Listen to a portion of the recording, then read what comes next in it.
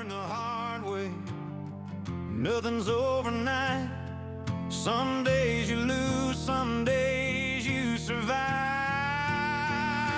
Still strong, even moving slow. Every step counts more than you know. I found gold in the everyday, showing up and staying brave. Still strong. Today's guest built a successful life. A husband, a father, a business owner, an entrepreneur, and then an unexpected cancer diagnosis. But this interview isn't just about cancer. It's about fear, it's about faith, it's about family, and it's what's about what happens when the future that you planned for just became uncertain. Mike Morenz, welcome to the podcast, brother. I'm glad to be here. Thank you. Yeah. Mike, for people who don't know you, who are you today? And what's this current chapter of life you're in like now? That's such a good question. I am someone that desires for people to understand Jesus the way that I do, from my perspective. And I desire to help people walk through pain, because I've experienced it, the physical pain through this cancer journey. How do you navigate through that?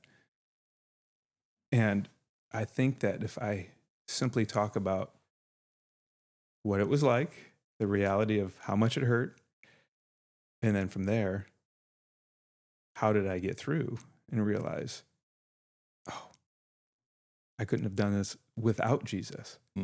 That's the bottom line for me.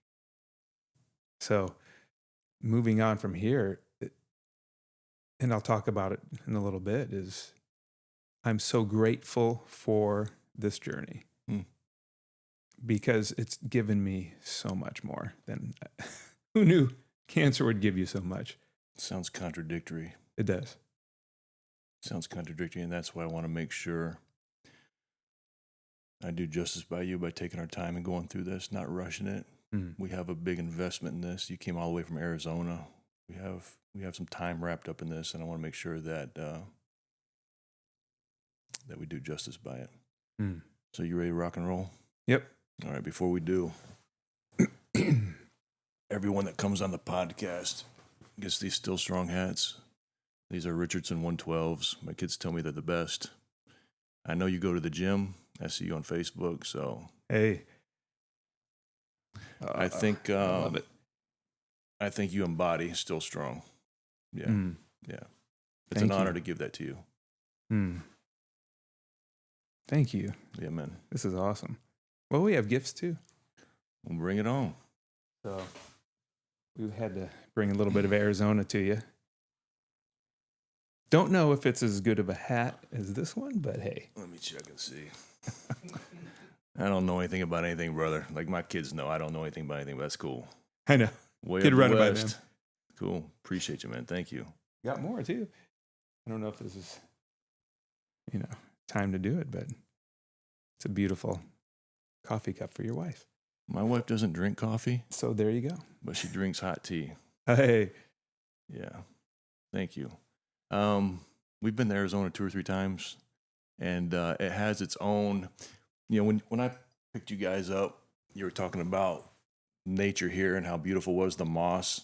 Yeah. When we were in Arizona had its own beauty, like that desert beauty, those cactuses, the rocks, like the sunset, like it had its own beauty. And I'm thankful for God and his variety when it comes to beauty, right? His variety. So that cactus on that cup reminded me like when we were there. Yeah. It's wild. It's wide. It's when you see big. 'em. Yeah. It's big. Huge. Yeah. There's a cactus forest in Tucson, and there are 60-foot tall cactus that have been there 200-300 years. It's crazy. Yeah. We took, while we were there this last time, we rented a side-by-side and rode through some deserts and stuff. It's just nonstop, brother. Yeah, nonstop. They told us we were crazy because I think we went during the summer, so they made sure we had plenty of water. Because it did get pretty hot. Yeah. Yeah. Pretty hot. Well, Mike, I am going to I'm going to let you pick up the story, your journey, wherever you want. I'm going to do my best to stay out of the way and just let you talk. I know your heart's full, and I know you're going to do a good job. But anytime that something that you say resonates, we're just going to hit the pause button. We're going to drill down and like iron sharpen iron there, because you and I have talked before, and you and I have been vibing. I'm really looking forward to this. So that'll be kind of the format. I'm just going to follow your lead. You start where you want. And when I feel something come up, I'm saying, hey, Mike, I'm feeling it. Let's stop there for a minute. All right? You ready? Ready to go. Would you, when I'm talking, just look at you the whole time? You do what you want. Whatever. Okay. I don't even know these cameras are here, brother. Yeah. Okay, cool. All right. Well, it takes me back to being a little kid that was sick all the time. I don't know why. It's probably partly eating crazy stuff and donuts, and I'd do my paper route and then head up to the donut shop and those kind of things, and dealt with low immune system. It's kind of weak, kind of skinny type of kid. Always sick, it seemed. And that translated into me wanting to get stronger and better when I was around 18 years old or so. Started hitting the gym, moved forward, got better, went into ministry training school, traveled the world. It was awesome, but tough to keep that regiment and that routine. So the physical side of our lives has always been it's been in the front of my journey because of being sick when I was young. Car sick on the bus all the time from school. Just, man. And I realized that's how I grew up. That was a little bit normal for me, even though it sucked in the moment. Yeah. And then, boom, get married, kids, everything's amazing. And then until it wasn't, when we lost jobs, lost work, and then got pushed into this health coaching world. And the reason I say pushed is because I didn't want to do it. I thought, okay, God, this is not what I've been called to do, to be a health coach? No. Until it made sense completely, because it was a perfect storm. I could go into all the details, from my wife breaking her arm, me being let go. They dissolved our whole department. I had an awesome job, 3 boys playing Little League. Okay. So just for perspective, how old were you during this time of your life? Like, at this stage in life, are you just getting started out? Where are you in life when you're talking this? This part right here, I'd be, this is about 15 years ago. Okay. So that makes me, if I do the math backwards. So your boys were just little. Mm-hmm. You're married just for a few years, I would imagine, right? At this point? At that point, we were around, let's see, our boys were 5, 8, 10, around those years when they were getting in the Little League. So that's about when, like, I'm just trying to put myself in your shoes. That's about when you're trying to, as a dad, as a husband, you're like trying to establish your identity and who you are, like in those early years, right? Got it. Yeah. And during those early years, you said you were, I'm just trying to make this make sense. You said that you were laid off from some work, and that there was this opportunity to do health coaching that came out of nowhere, or? It really did. Our friends reached out to us, and it just didn't make sense at the time. So for a couple of years, they're telling us, it's amazing. We're having the time of our lives. And I know these guys from the past, same ministry school. Okay. So I know they're legit people, and I'm seeing them travel the world and do all these fun things and losing weight. And he was a pretty hefty dude from what I remembered. And I'm seeing him and his wife much thinner, looking awesome, having fun. And it all made sense. There was nowhere else to go. It's like I was opening doors for all the different video production work I did in the past. They were all closing, and this coach door was swinging wide open. Okay. I'd close the coach door and then try to open up more doors. Understood. You kept closing the door. I did. It was like it's like they were all spring loaded. Got it. But the opposite of the opposite direction of what I wanted. So standing where you are now, looking back, you feel like you're being funneled toward this direction. Mm-hmm. Okay, got it. I often say painted in a corner. Got it. Okay. And God did it. He just knew my stubbornness. I'll just smile and nod and not do what you ask. Got it. So non-confrontational in many ways, but stubborn. Okay. And God's like, okay, this is your only opportunity. And I'm so grateful now because we stepped in. My mom was our first client. She drops 70-something pounds in 6-7 months. During that process, she was off of her statin drugs, her high blood pressure medication, her vocal tones even were more upbeat and happy. And I realized in the first week of doing this, oh, I see what's going on. God called us to, yeah, sure, there's the medium of helping people get healthy, but he called us to bring people joy. And that's something I've known for years, but I didn't know how to do it. Am I a court jester, a clown? Is that what you mean, God? And he said, no. Okay, so remember I told you when something resonates, we're going to pause. Don't lose your train of thought, but we're going to pause. Because what you just said resonated with me, and I think we can vibe on this.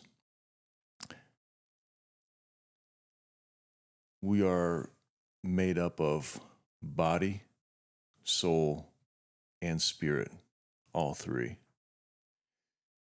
And when any one of those three is not centered, when any one of those three is off kilter, it affects the other two. And I found in my own health journey that when I felt physically strong, physically capable, that translated over to the other two things that I can't see. Does that make sense? Yes. When I was disciplined with this body, with what I eat, what I choose not to eat, what I choose to put into this mouth, when I became disciplined with that, when I became disciplined in the gym, not just going through the motions, but really putting this body under stress and under load, I became aware of this voice in my head that doesn't like that resists that wants to negotiate down with me. When I say, hey, we're going to go run for 5 miles a day, well, can we stop at 2? And it scared me because once I come to the table with that guy, negotiate with that guy, every time I walk away weaker. So I found I can't negotiate with him. I have to stomp him. I got to choke him out. I got to shut him up. And then, like I said, that's this body that I can see. What about those other two parts of me that I can't see? How strong is my spirit? How strong is my soul? How strong are those things? And I begin having more important thoughts. How do we get strong in the spirit? We feed on the word of God. We commune with him in prayer. Am I doing those disciplines? Because if I'm not, I'm weak for the ones that I love. I can be physically fit and strong for the ones I love. When I'm in a room and I got to handle business for my wife, I'm capable. But what about the spiritual warfare that we're in? Am I capable? Am I praying over my kids? Am I disciplined in those things? So when you talk about bringing joy and about being more than just losing weight and health, it carries over to something else. And is that what you're saying that you felt the calling towards? Something bigger than just losing weight and looking good? Absolutely. Okay. And I knew the joy bringer thing, that was even prophesied over me at different events.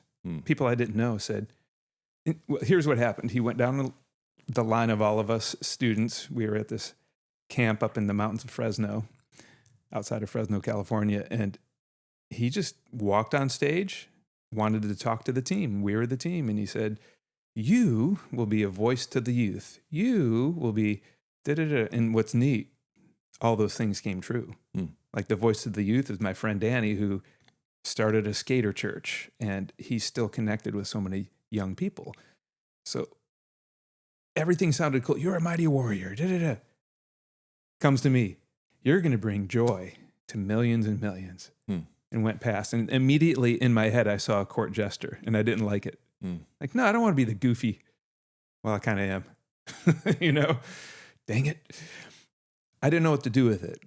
But now I understand there's the joy unspeakable, full of glory. The joy of the Lord is our strength. And when those things started hitting me, I realized, oh, it's kind of cool to be a joy bringer. It's not feminine. That's not the girl's job. This is what I'm called to be. And that's bringing that deep joy that we can't speak about. We don't know why. Why am I happy right now? Why am I bubbling over inside? And from that comes, and sometimes, to flip what you just said, sometimes I need to lead with my body first. Usually every morning. I just got to drink some water and start moving around. Jumping jack, something. Every morning I do something. But often it'll flip to where the Spirit is leading first. So there's that bubbling, that joy, and that will help move your body.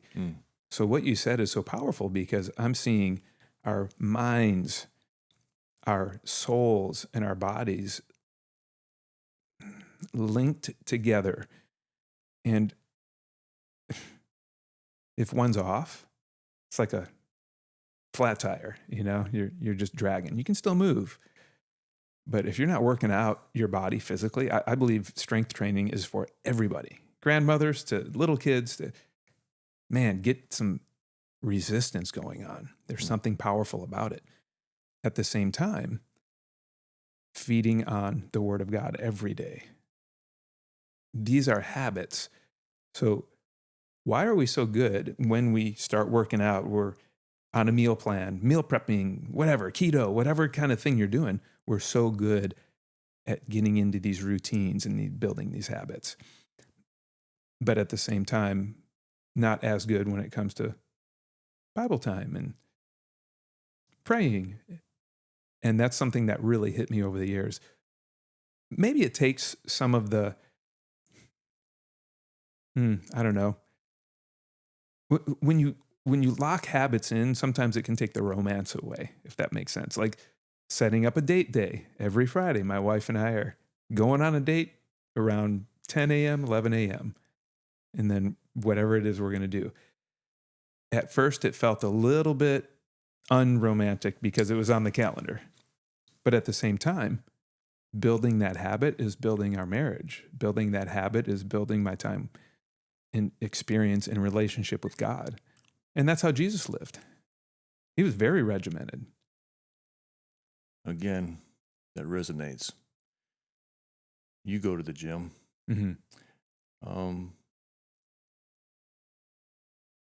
Percentage-wise, how many times do you actually look forward to going to the gym? Most of the time, or? I would say most of the time, but there are the moments like, oh, man. So for me, I would say I rarely look forward to going to the gym, even now. But I do it anyway because I'm disciplined. I don't lean on motivation. I lean on discipline. I do it because this is what I do. And if I don't do it, someone else is going to feel the ramifications of that in my family, right? Because that could become a pattern in my life. Okay, so I do it anyway. But having said that, every time I've done a workout, I'm always glad I did. I've never said, and I've said this before in the podcast, I've never said, man, I wish I didn't go to the gym today. That was a waste of time. I've always felt good. And same when it comes to our walk with Christ, same when it comes to going to church or reading His Word. How many times have you've been just tired? Like, I just don't feel like doing it today. I don't feel like going today. But every time I've been disciplined and did it because this is what I do, I've experienced the joy that comes through obedience, the joy that comes through walking a disciplined life, right? So, and then even like you said, you talked about your marriage, setting up date night. If you don't make it a habit to do it, life goes on, then you don't do it. And then is your marriage really strong, right? So you have to be intentional with all these things. So intentional, right? Yeah. There's something about that that's so powerful because, yeah, I do look forward to going to the gym, but I didn't in the past. And I think the difference is I'm setting my mind around how I'm going to feel. Like, oh, I'm going to feel good. And I think part of it is this cancer journey. That's part of the gift. It's really switched because that's how it used to be. The gym. All right, gotta go. Like I gotta go. Now it's I get to go because I wasn't able to go during part of this journey. I physically was incapable, laying in pain. I just couldn't do it. And I began missing the gym. Oh my gosh. Seeing my friends, my wife's at the gym. I can't go. Man, I want to be there so bad. So that is why I responded that way, because it's true. Understood. But you're right. Before that, nope. This is not going to be fun. Every time I'm glad I went. So let's get back to you're trying to close doors that you feel like I'm supposed to do this, and you're trying to open other doors, and you're being funneled to this place. Mm-hmm. Okay. So you said your mother was your first client. You brought joy to her life. Mm-hmm. She lost weight. So let's stay there for a little bit because it sounds like, okay, this is what I'm supposed to do. And so you're building towards that, right? You're building that vision. We can talk about whatever you want in this wheelhouse, but I know it was very profitable for you, Mm-hmm. right? So let's talk about that stage in your life where, okay, this is what I'm supposed to do, and go from there. Definitely. Well, it was quite a journey because I'm on these Zooms with people, on these phone calls, talking about what they're addicted to, these kind of donuts, this kind of thing. I need to lose 100 pounds.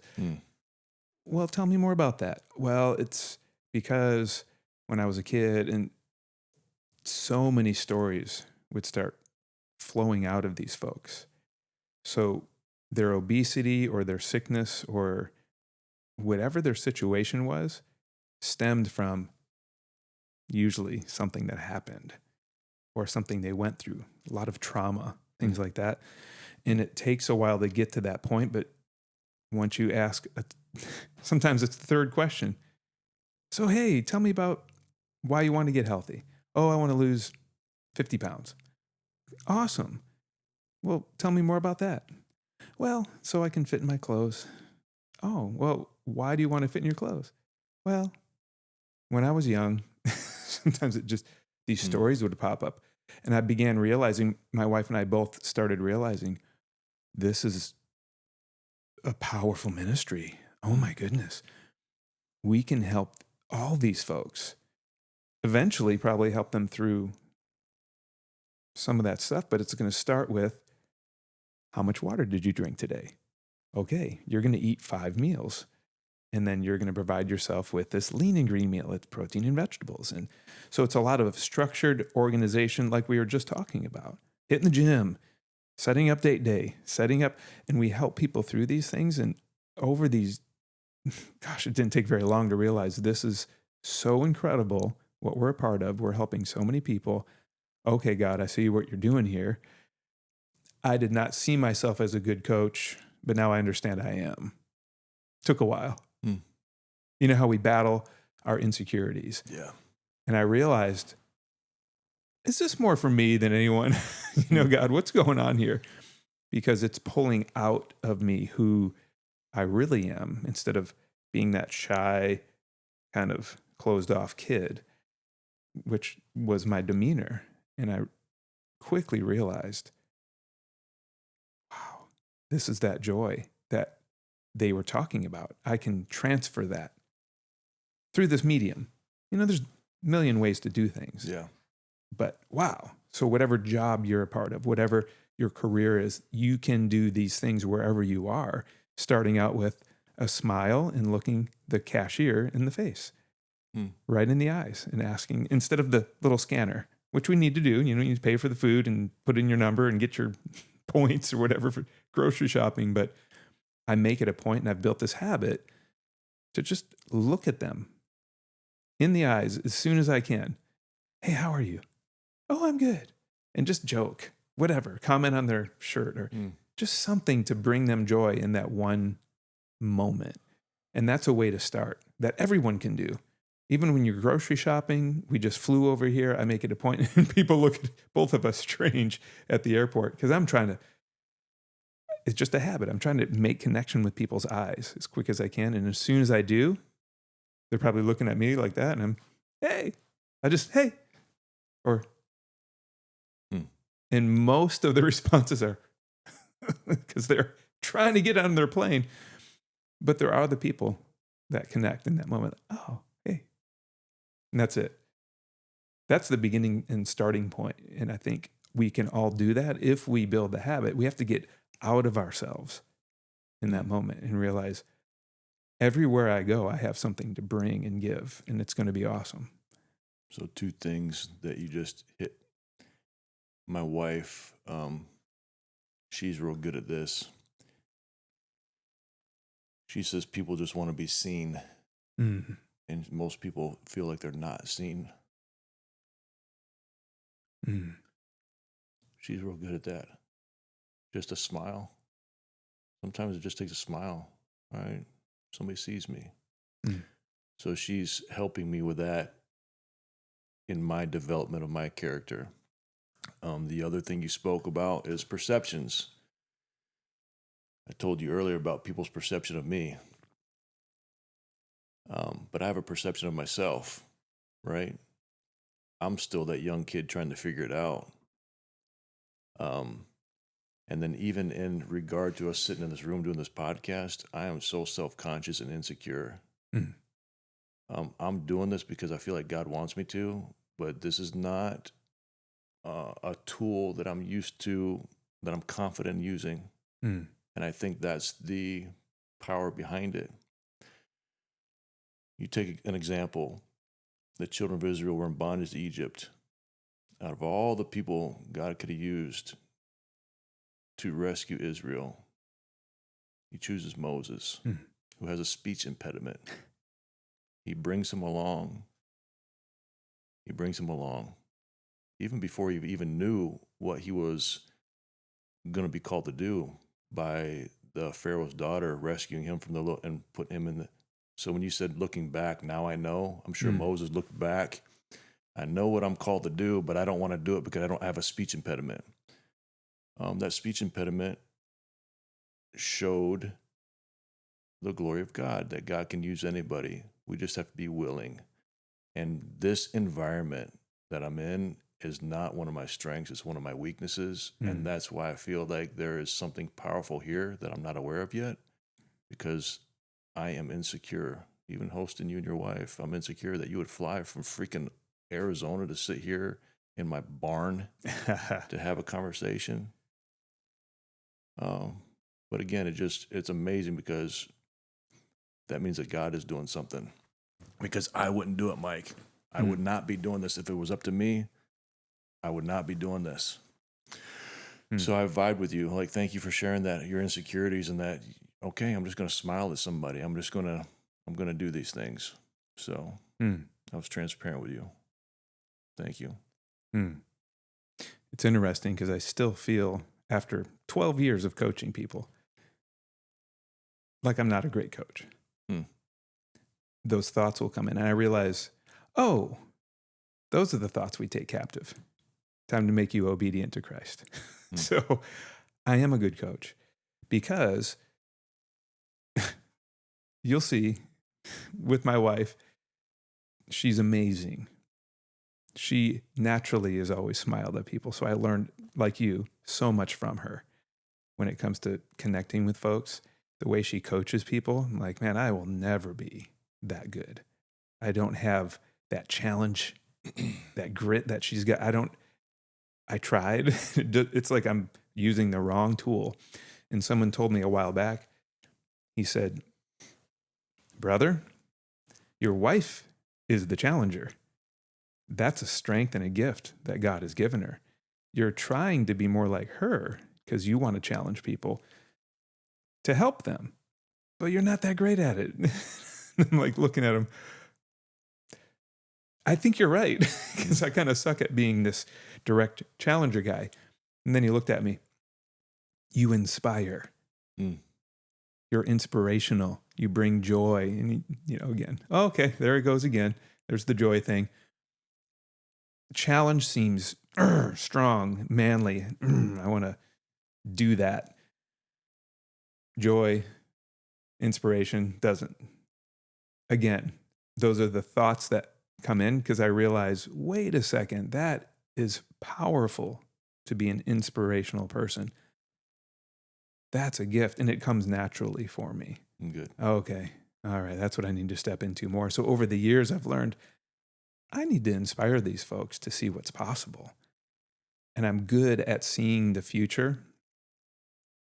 That's why I like the gym, because I know how I'm going to feel. I can already start to feel it before I'm there. Wow. Like, oh man, this is going to be awesome. So the tough part to go through is not so tough because I'm holding on. It's like an anchor point or a waypoint, North Star, during the workout. And when I'm under heavy weights, you know how it is. Most people have been under some weights. Oh, I'm done.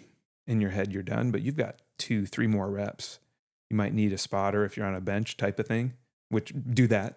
You get a spotter because I think we've all the guys have done that too. Hey, spot me, which is a whole other topic. We need help all the time. But in those moments, I'm connecting. I've got more in me right now. I could do at least 2 more reps, and I barely can do 1.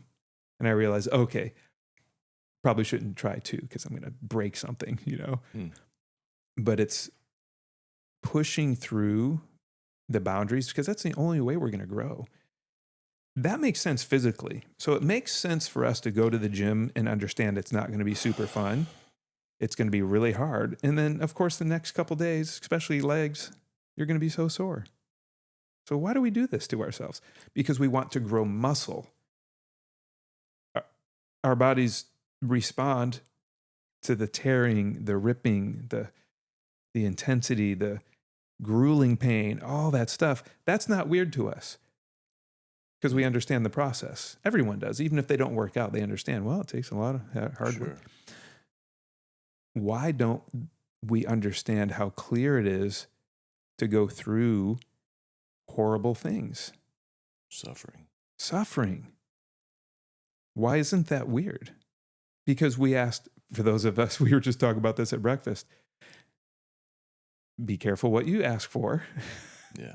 God, take me my whole life. I give you 100%, whatever that means. With that comes turmoil, attacks. It just does. And it's so biblical. It's laid out. So why is that weird to us when we go through these rough patches in our life? Oh, what did I do wrong? No, you probably didn't do something wrong. Well, maybe you did, but that's part of the process. You're growing spiritual muscles and spiritual endurance and strength and flexibility, mental acuteness, mental awareness, becoming flexible in your mind. And that has been a major game changer for me these years, especially, again, back to this cancer journey, which we can go through the timeline if you want, if you want to go where we were. We can go wherever you want, but I think that we need to set the stage of, before we get into the cancer and the diagnosis, I think we need to set the stage of where you were in life financially and everything else, because it wasn't just your health that declined. There was a lot of stuff that declined, right? So let's set the stage for where you were in life, how I was set, everything. Like we're getting ready to kick this thing off before you get into the cancer, because I think that all threads together. So just make sure you hit that part for sure. And then, are you doing good? Do you need to take a break? Or are you good? I'm good. All right. Well, whenever you do, just let me know. Okay. All right. Well, we begin this coaching journey. And with any business, you are starting from the bottom and not a lot of income coming in because it takes a little bit to get clients moving. And it slowly started building. And I told my coach who was mentoring us, man, I have got to make we have to $500. I can make $500. That'll change everything. And then from there, okay, if I can hit $1,300, my severance pay that they generously gave me at the last job runs out in 2 months. So if I can make about $1,300 with my wife's job and then bringing that in, really, we both dove into this coaching at the same time. She's an animal. She's working her butt off and then coming home working her butt off again. And I'm working. Sounds like my wife. Yeah. You must have a good one. We're very blessed men. It was amazing, very difficult, very hard. At the same time with the 3 boys. Okay. With this type of job, it's easy to be always connecting on your phone or connecting with people, always working. And I realized I've got to shut that off and play with them, whatever they need in the moment. So there was that. So at the beginning, oh man, it's hard. And we built teams, and it snowballed and got bigger and bigger and bigger into the place of bringing her home from her full-time, high-paying job. And it made sense financially. So we brought her home. She's home. We go on a road trip for 6 weeks. Just drove everywhere with the kids over the summer. Drove to Iowa, the family farm. Drove to Michigan to see my family. Oh, man. Mount Rushmore. If we were driving along, and I said, honey, hold on. Where's Mount Rushmore? That's the Dakotas. That's South Dakota. Okay, could you map out real quick? Let's go to the Mount. Hey, you get all bubbly and that joy because we worked so hard. And we went to Mount Rushmore, and it was amazing. Cool. I have these memories of building this thing. So we're building and building and building, and then it was exponential growth financially. And we always felt that would happen. I think we're hoping that would be great because of the minimum wage jobs we've had forever, losing jobs, starting a video company. It didn't really, it did great for a while, and then it didn't anymore. And the housing market crashed. We were going to buy lots of homes in 2005, 2006, 2007. We were going to continue and rent these homes out. Boom. We got hammered then. Well, it was actually happening. We saw bonuses coming in. We saw these deposits coming in that were as much. I mean, that's how much I made a few years ago. The whole year we got for 1 month. Oh my gosh, this is amazing. Now we can do these things we've always wanted to do. We can help people. We can travel. And we did. It was so fun. We were building teams and flying all over and doing these events. We're down in Cabo and Cancun and bringing people to these beautiful parts of the world to open them up and to see what's possible. And I'm at the same time building muscle. I finally figured it out. It was lots of calories, heavy lifting. I'm a hard gainer type of guy. Hard gaining on fat too. So it's a blessing and a curse. Yeah. It's hard to gain everything. So extra heavy weight, lots of calories. And I was about 183 pounds, mostly muscle. I could look back and see on my in-body and all that stuff and those scales. I was around 13% body fat. So I was trying to get as much fat and as much muscle on my body because we were also wanting to be resilient physically, not just lifting weights, but I wanted to be capable. So pull-ups and lots of sled runs, all this stuff. I could go on, but I was just killing it physically. We were killing it as parents. Our kids were doing awesome, really awesome. And this is in the midst of 2020, 2021, 2022. It was the time of our life in the worst season of the world. We're having a blast. And I realized, we are a safe haven. It's like we have this place. We have this big, beautiful home that we could bring people to, that whoever wanted to come, we invited, and we did events in our home during that time, during those seasons when things were shut down. And it was a beautiful time to connect with folks. And then we come out of all of the COVID weirdness, and it gets better and better and better. My wife and I are, man, I'm like, God, is it only going to get better? Because this is amazing. I'm strong. I've never been this physically capable. I never could bench this much or squat this much or RDLs. Wow, physically I'm strong. Spiritually, I feel like I'm so close. I need to make a point because something you just said resonated with me and you just kind of blew over it. But during that COVID time, which I think is what you're talking about, you kind of blew past that. You opened up your house and that you created a space for people. I just want to make the point because as we are prospered, our stewardship of what we've been prospered with isn't just for us in our little circle.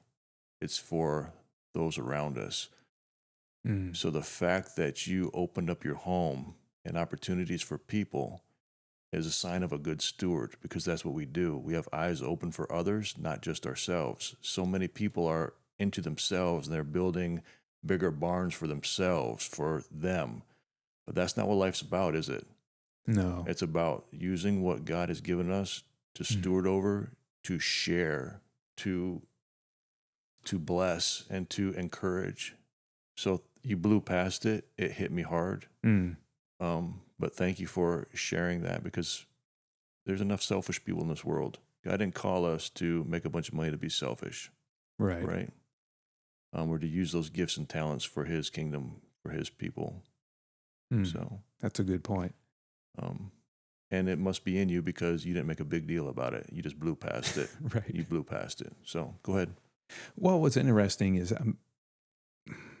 I have the tendency to like nice things, nice cars, nice this, nice that, high quality.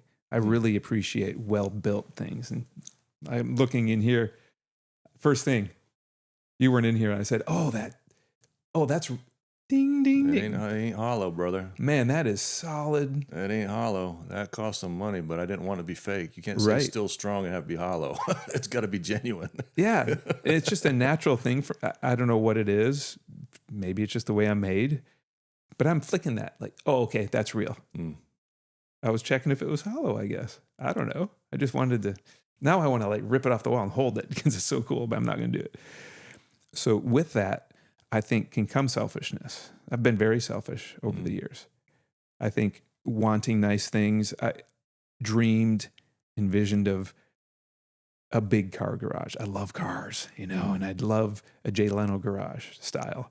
I don't want just a 4-car garage. I want, the massive. That's what I would like to have. Will I get it? I'll work towards it. We'll see. Whatever God wants. Sure. What was interesting is years ago, I remember having a Lamborghini in my head, and it was a dream. And I had this Lambo. It was just specced out. It wasn't like there's an entry-level Lambo, but it wasn't the entry level. It was the top spec, whatever it was, Ventador, whatever it was that year. And I had it. I just remember it being black inside with red stitching and red seat belts. It was just, popping, I think it was all black with red accents everywhere. And in the dream, I'm in the passenger seat, and there's this 18-year-old kid driving it, and he looked kind of tore up. And he was, beaming. Oh, I can't believe it. I don't even think he had a car. I don't know if he was a foster kid. It's something. There was something just, you could tell by looking at him. You know how dreams just say different things. He came from a rough place, and I'm letting him drive my car, and I'm very particular. No, while I was. And in the dream, I think God was showing me it's more blessed to give. It's more blessed to give than to receive, man. Look at that kid. Look at his face. And then I woke up, and it hit me. Oh, Okay. I'm particular for a reason, but at the same time, man, go scratch it up. Spill ice cream in it. We'll clean it up. It's just a thing. And that is something that it's been a long process. I'm still in that process because there's still the times where, if there's a chip on the car, I'm like, just what was I doing the other day, honey? I was fixing a crack in the glass with the glass filler. You're going to meet my son, Thomas. Okay. But, listening to you and your tendencies, that's my son. So my son likes nice things, but I can afford nice things, but I don't even know what brands are just because the way I was brought up. I don't know what's what. I got a nice watch because my son was out west and bought it and said, I'm going to buy this for my dad. And I ended up buying it from him, but apparently this is a nice watch. I don't know nothing about it. But my son's of the mindset, buy once, cry once. So he's about quality. And I guess it makes sense because if you buy something substandard, how many of those things are you going to, take to replace if you just would have bought the good one that's going to last for a while? So it's just interesting how God makes us. So I have some nice things that I don't even know what they are, how much they cost, because my kid, Dad, put this on. So it's interesting. Put on this watch. So I'm gonna we'll meet him today. I don't know if you're in the guns or not, but he's got some nice guns. Oh, cool. He's got, and I like that. I don't know how much they cost. Or I'll give you an example. Oh man, I'm sorry we went off. No, it's good. So my son's in the guns, and he comes home, brings his gun to the house. It's a 1911. Oh, and I'm holding it, and I'm like, this gun feels nice. I don't know how nice it feels, but it feels nice. And he's like, Dad, rack it. So I went to rack it. He's like, no, rack it with one hand. I'm like, what do you mean? He takes the gun and he goes like that, and it racks. Instead of racking it racks. He said, Dad, I had to sell 7 of my guns to buy this gun. He's like, this is the John Wick one. This is the 1911 that John Wick had. So then I didn't even want to touch it. So we're going to go over and meet him. But there's nothing wrong with having nice things. But they're when they become idols, then it's wrong. But to have nice stuff, man, to enjoy, God gives us good gifts. He gives us all things to enjoy for his honor, for our pleasure, right? So anyway. Well, that brings up a good point. I think that's why God brought us through such financial loss in the past. We were in a place of, part of our story is living in my in-laws' garage in Alameda, California. So living in a garage out there is fine because it's always 70. It's beautiful year round because it's the Bay Area of California. But here we are living in that garage. The garage was actually beautiful. Her mom made it into this little paradise for us. And the reason that happened is because of the housing market crash. We're basically homeless. So we just had to pack up and move cross country from Texas to San Francisco. It felt like there was no other option. And I even rented the real small U-Haul and overpacked it. I found a picture the other day of my little boy in front of it. It was jammed all the way up with stuff on top. We tethered down stuff and almost lost that thing on the freeway because it was way overweight.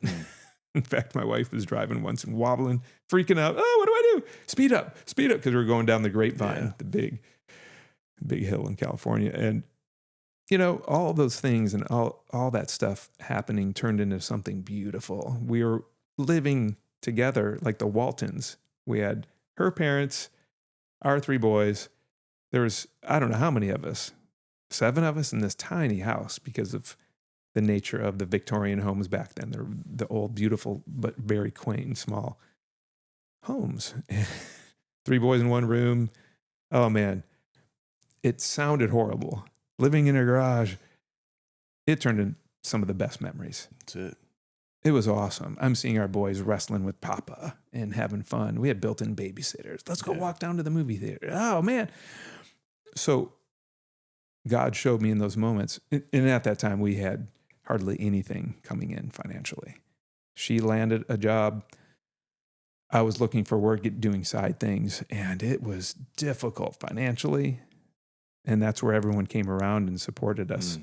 So it was very humbling. And you mentioned something that triggered me. We have to be very humble to learn, because that means, like, you know things I don't.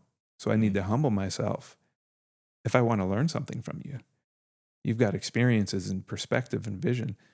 If I come in, I'm this, I'm that. There's a way to be very confident through God without the pride setting in. And it's it's still a tough one. It's a work in progress, isn't it? Yeah, it is. It's constant. And none of us have arrived yet. None of us made it. We're all being worked on and transformed and renewed. Yeah. Every day. Yeah. And that's what's interesting about God and Jesus, the Holy Spirit, is we have grace. We can do whatever. Doesn't matter. As long as we love him, we can mess up all the time, do stupid things, and then we're forgiven. David did stupid things, immediately was forgiven because he made the choice. I'm sorry. Sure. To apologize. But at the same time, back to the habits and the creation and the building. Yes, there's grace, which is awesome. We don't need to do a thing to earn it. Nothing. It's a gift. Just accept it. But man, life's better when you work out in the gym, when you have habits, when you eat correctly, when you drink more water.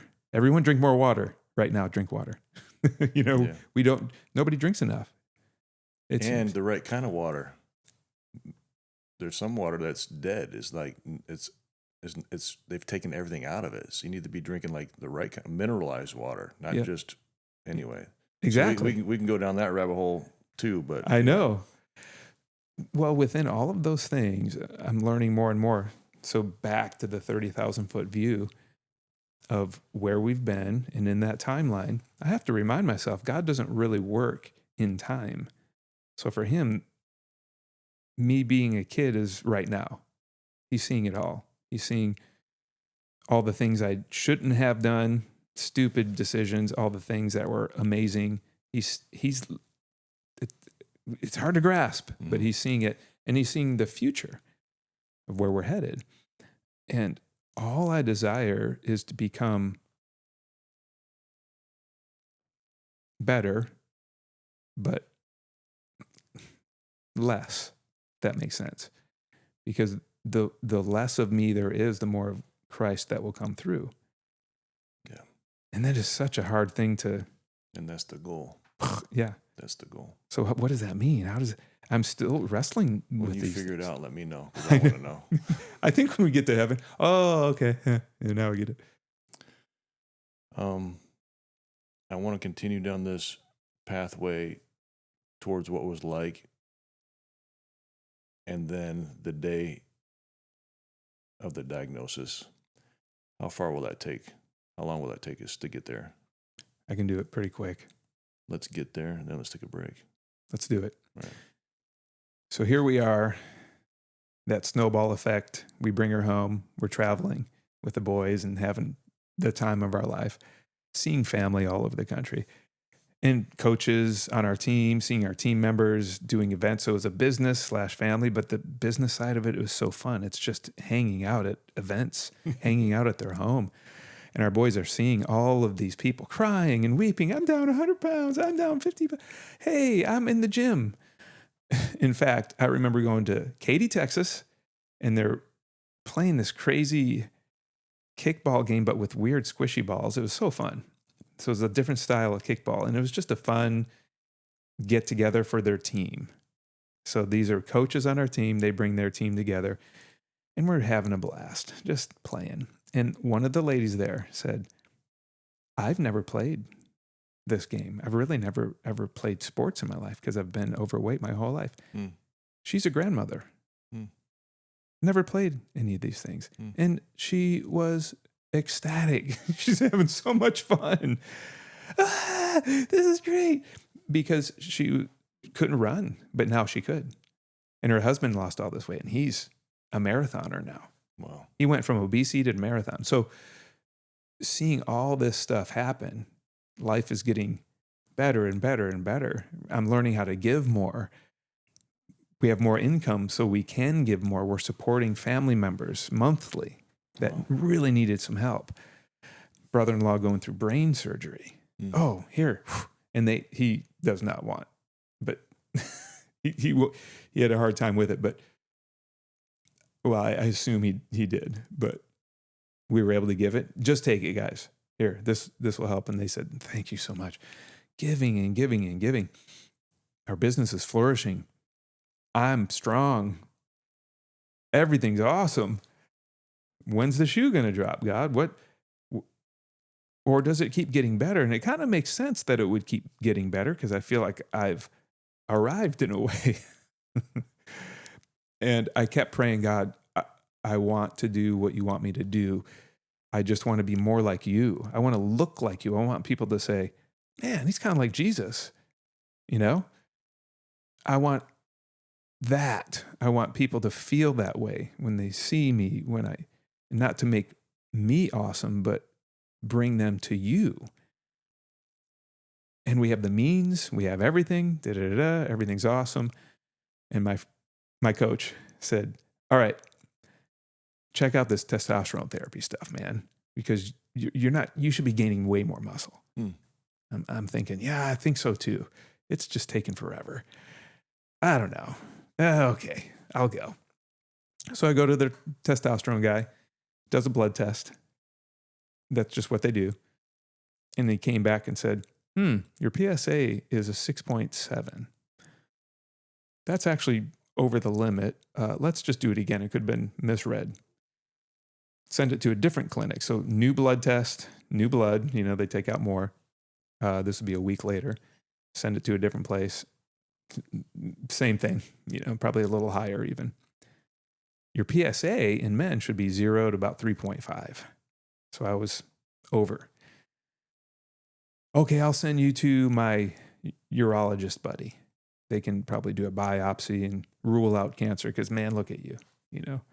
You're awesome. You're 50 years old. I just had turned 50 and killing it. And honestly felt better at 50 than in my 20s because of the way I was treating my body back then.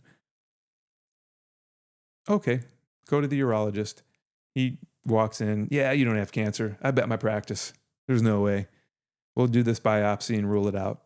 So we schedule it, do the biopsy, come back a week later. And as I'm driving in, I'm listening to Jordan Peterson. He had this whole Exodus series. I don't know if you've listened to it, but it's pretty cool. He's got movie script writers and scholars and all sorts of folks discussing Exodus. So it's more of a cerebral mind view of the Bible. It's not so much heart-driven as much as just factual. And this is what happened. It's fascinating. As I'm driving in, they were talking about the children of Israel. And they were in a circular pattern in the desert. 40 years. And it was really just probably taking them a couple of years to get where they need to go. Yeah. And I think we all know the story if we grew up in church. 40 years in the desert. Well, what was that about? And I think it was the movie script writer that said, well, maybe he's the psychologist. He said, if you look at their mental patterns, they were in a circular pattern. So they were excited to get out of Egypt. Yay, this is awesome. Oh, this is too hard. Oh, man, I wish we were back in Egypt because at least we had food and da-da-da-da. So they're, oh, wait, da-da-da. Oh, and that's what they did physically. So their minds manifested their physical position where they were. And I wonder if when they started complaining, if God's like, yeah, okay, you're going to go back this way now, and kept them lost until they figured it out. I'm not sure. So I'm listening to that. And it would make sense because it all boiled down to their unbelief. That's what it all boiled down to. Right. It wasn't about the destination. It was about their belief in their God. So, man, that's such a good point. That's a good point you bring it up, man. We got to keep going. I know. Well, what's wild, I'm all sucked into that on this. I don't know if it'd be a podcast or a series, but I'm listening to the audio version as I'm driving in to get my biopsy results. Children of Israel, da da da da. And then the guy brought up, it's interesting nowadays when we have, let's say, I don't know, a terminal illness like cancer. When you hear that word, everything can crumble. Oh my gosh, what do this is the end. And he said it is so typical for people to begin turning back because of unbelief. So I'm thinking through, that's interesting. In fact, I hit pause when he said cancer. I thought, that's interesting. I'm going to find out I don't have cancer. Anyway, pull up, get the results. Doctor walks in. Well, I have good news and bad news. You have cancer, and they're both the same. Wait, what? What's? Oh, so you're saying I'm trying to figure it out, and then I realize, God just prepped me. He prepped you. He gave me a cushion. So when the doctor said it, I think he's so used to people going, "Oh no, I have cancer." But I was looking at him. Okay, what do we do? He paused. Well, that ruins my whole dialogue, and I could tell it derailed him a little because that's not a typical response. When I heard that word, cancer, I actually kind of leapt inside. It's the weirdest thing. Oh, God's going to show up because he just prepped me. It was a response that's not normal for humans, let alone really for me, because I have that tendency. I had the tendency. I think I've really worked through the negativity. So seeing the future and all of the negative outcomes that could happen and preparing for them. I think that's a powerful tool, but it's easy to live in that negativity. For instance, here's a simple example. You can get in your car and just hit the road. Most people do. There's a lot of us, what if I get a flat tire? What if this happens? What if that happens? So you prep for it. You have a spare. Is my spare full? Or do you have, with these new electric cars, do you have like a tire punch kit? Are you prepped and ready? That's the way I used to think. And I would go down this negative road. You can ask my wife. I would just, we can't do that. I don't think, And I realized over the years, that's the Israelites. It's just what you said. It's my lack of belief. Now, at the same time, we should have savings and we should be prepped and ready. And I think that is wise. That's what Joseph did. He stored up all that grain because he knew something bad was going to happen and saved millions of lives. So it's finding that balance. I'm full of joy, but I'm prepared. I'm upbeat and positive, yet, hey, we never know. And when this cancer diagnosis hit, I felt prepared. Mentally, spiritually, financially, emotionally, everything. I felt ready for it. And of course, that's me.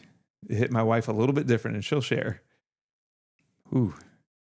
It was hard for everybody around. And I think I made it harder for everybody because of my outlook.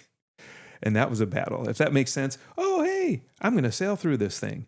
This is going to be fine. This is all part of God's journey for me. But Mike, this is bad. A couple things that I can relate to you on was when there is adversity in my life and you're trying to figure out where this adversity is going to end up, and you play out all the scenarios in your mind, and it keeps you awake at night, and you're playing them all out and trying to mitigate the risk at the end of each one of these scenarios. And up to this point in my life where I'm at right now, none of those scenarios have ever come to fruition. So here I just expended all this energy for nothing Mm. when I could have put energy into trusting and resting into the one that knows the scenario, Mm. and not just knows that it's going to happen, but planned it for his glory and my good. Mm. I recently just came through, and in a way I'm still in it. Probably the hardest thing I've ever gone through. Mm. It's been a process for about 16 months or so, and I've been through some fire. Mm. I've been through some stuff, and I had the same premonition that you had. You're listening to Jordan Peterson, and like having those thoughts. I had those same thoughts, and I had two feelings. I didn't go straight to joy like you did. I had two thoughts. I'm thankful for the outcome of this is, because it's always been good for me. It's always made me into what I need to be. But this is going to hurt. Mm. This is going to hurt. Mm. So both wanting the outcome, but not wanting to go through the fire again. And I feel like I'm getting ready to go through another season of that. Mm. Like I'm getting ready to go through another one. Like God gives you these premonitions. Like, we pray, God, make me more like you. What's that process like? Chipping you away from yourself. And anyway, so that's good. Man, I am really encouraged to have you here, brother. Thank you. You're doing a great job communicating, and I feel it. Like what you're talking, I feel it. Like everything that you're going through, I can feel it. So God's given you a gift to communicate, and it's working. Thank you Thank for you. saying that. You know what's interesting? I'll say this real quick. Yeah. I still battle in my mind that I'm a good communicator. No, It's funny. You're doing good. But those thoughts come in now. Like, it's so obvious. I am. I'm great at it. So those thoughts come in. And then I think that's why that verse is so powerful to me. We take them captive. So I literally see the thought coming in like a person. And, oh, hey, I did 6 months of jujitsu. I could probably choke him out. And I realize, so there is something I need to do. I'm taking him captive, or it captive, that thought. So I'm going to wrestle that thing. And then from there, make it obedient under Christ. So it's like all right, cancer? Well, and that's a beast. Cancer's he's a big dude. That's okay. God sees him. So I'm making cancer obedient. And I really feel like cancer is a personality by the way it responds and acts. It's craziness. Like when you look at the cellular level and then the science, it hides from our immune system. It acts like it's good and it shields. It's crazy, man. So when I see that verse always rings true to me. I'm making this thing obedient unto Christ. And it's not about me being awesome, super strong. It's Jesus doing it through me. So I need his help to make it obedient. And then I realized, the reason I responded the way I did is because I've done that and I've worked on that. So I've been in that mental and spiritual gym where I can lift more than, 245s, 245 play. I can lift more than that because I've worked up to it. We can all do that. We can all practice those things. We just probably need some training. We need a spotter. We need a coach. We need someone in our life.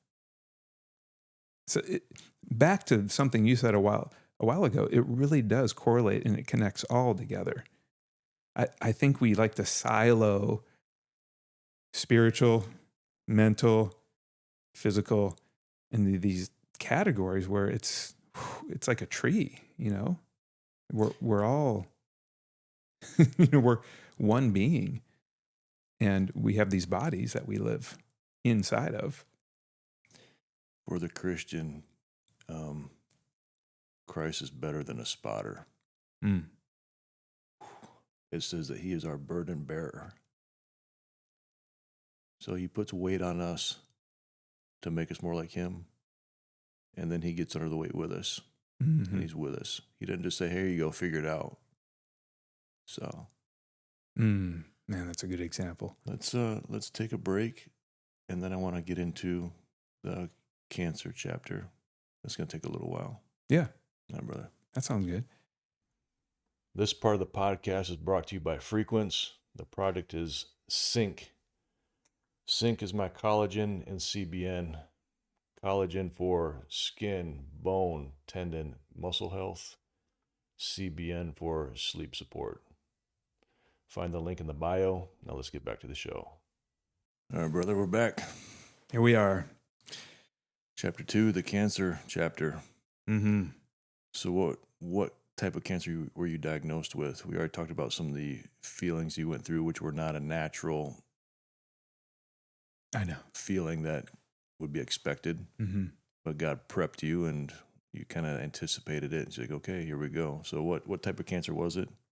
Well, that's what's interesting about the feeling, because it wasn't just prostate cancer. It was the aggressive one, the more aggressive. Still not as aggressive as most cancers. And they always say, hey, for men, if you're going to get cancer, that's the one you want, because it's encapsulated in your prostate. Okay. So they can usually just, the gold standard is to cut it out. But there's so many therapies now, different things you can do. And he said, well, according to the biopsy, this has been here for a while. And it is not just a little bit, it's a lot. And it's pretty high on the Gleason score. So the Gleason score is the rate, or it's a rating system for prostate cancer. Mm. Mine was if I can remember correctly, 8/8, I believe. So it's a weird scale. I don't completely understand it, but 10 is the worst. And I was at an 8. Mm. So I think it was 4/4. So it equals 8, something like that. And my response was the same. So I had heard all those things. And then he tells me all that stuff. And then I'm still feeling like, okay, we're going to be fine. He wants to immediately operate. Let's cut it out. I thought, well, what are the side effects? Getting in there, cutting it out. It kind of makes sense. You got this bad thing in you. Let's get it out. What does the prostate do again? What's it there for? So I get home. That was fun, telling Summer, my wife, hey, honey, because she would have been with me. We do everything together, but I don't have cancer. You go do your thing. I was telling her, you don't need to drive because it's an hour away. You don't need to come with me. Come to find out, it would have been better if she did come that day, but it's fine how it all worked out, because I told her it was not easy. That was very difficult. And I said, hey, he wants to cut it out. I don't know about that. And she said, yeah, I don't know either. Let's look into these things. And to shorten that whole part up, we did not feel right about it and felt pressured to have it done. Pretty pressured. So basically fired him. Okay, man, we're going to move on. Thank you. Something doesn't feel right here. We're feeling manipulated and pressured to get this done. I buy a book, learn about how you don't need to have surgery, all these different things. I'm reaching out. We're going live on Facebook about it all. I felt real clear, we both did, to allow people into this journey. But here's what's interesting about it. Diagnosis, I go to bed that night, and I did have to battle my mind. It's like, whoa, hey, whoa, what do we do here? But I did have peaceful sleep after a while. Thank the Lord. Woke up the next morning in my normal prayer time. And I was praying, God, you can heal me. I'm like, here we go. This is going to be an incredible story. I had it all written out. I'm letting God know. And I feel like he's looking at me like, just laughing. I love your outlook, buddy. But I want you to be grateful for the cancer diagnosis. And it was very strong. It wasn't audible voice like a lot of people say, but it was one of the most strong impressions I felt from him. I almost could hear it. Get grateful for it. Huh? Well, wait, if I do that, if I'm grateful for this cancer diagnosis, that means I'm accepting that I have cancer. I'm accepting that I'm healed because you are the healer. You heal, right? So I was, God, hey, what do you got going on here with this gratitude? And it's like he interrupted me. Get on your knees, put your hands up, and say, thank you for this. Okay. So I felt like a little kid. All right. I'll get on my knees and I'll just be obedient. Don't want to. This is dumb. All those thoughts were in my head. And as I was kneeling down, putting my hands up, I felt this wash over me. Goosebumps, powerful. And I'm seeing a vision that I've seen already. And it has to do with creating an environment. It has to do with acreage and land and building, just dreams that we've always had. We want to just build this amazing complex. And we know the area in Arizona we'd love to build it on. We don't have the land yet or any of these things, but we see it. Well, I saw it so clear until I knelt down, put my hands up, and in gratitude, it's like it went from HD to 8K or standard definition to HD. It was more crisp, more clear. I could see more detail because I love that stuff. The land, the property, the pool's over here, and this is where the main house is. And then we have these casitas over here, these small little homes where people could stay, and it's weddings. There's a barn, but it's a modern, cool Arizona-style barn, and things I never even thought of were popping in my head in that moment. And I'm just weeping. It was beautiful. And I'm thinking, what is this about? And God's like, just get into gratitude. Keep doing that. I've got you. This is not going to be easy. So get ready. But I've got you and I'm with you. Okay. And I thought what he meant was I would be healed pretty quickly through treatments and processes. So here I am, 180 something pounds, lots of muscle, most muscle in my life. Bank account's awesome. Family's awesome. Everything's awesome. And now it was time to withdraw. And fortunately, I had a bank account of muscle and an actual bank account and a bank account of relationship and trust and spiritually full. All the storehouses were full, it seemed. Everything to the brim, overflowing. This comes. And Hope for Cancer is a place in Cancun, Mexico that kept popping up through various friends, different sources. And we finally get connected with them. It made sense. I went for 3 weeks. It was like we were on a honeymoon together in Cancun, staying in a resort on the beach, then going to treatments every day. And it was more naturopathic style. Mm-hmm. And it was working. The nodules were shrinking. PSA was dropping. Everything was looking awesome. And then I come home for home treatments. So it's 6 months of eating very specific, eating very clean, almost vegetarian, which is strange. The reason is they want your body to operate as streamlined as possible. So let's fill you up, create this homeostasis where your body's cleansed from heavy metals, for instance. And I could go all the nitty gritty. It would take forever, but it was amazing. I was feeling so good. I was still working out at that time. I had no pain, nothing. I wasn't even feeling like anything was happening, and I was only feeling better. So I was losing some weight. I think most of it was fat at the time. So I was kind of tapping into that fat storage as I was still gaining and not eating as much. They wanted me to intermittent fast, for instance, every day. So 16 hours at least. So eat at this time and then be done about 3 p.m. And then just fast for the rest of the night till then breakfast the next morning. And doing all these things.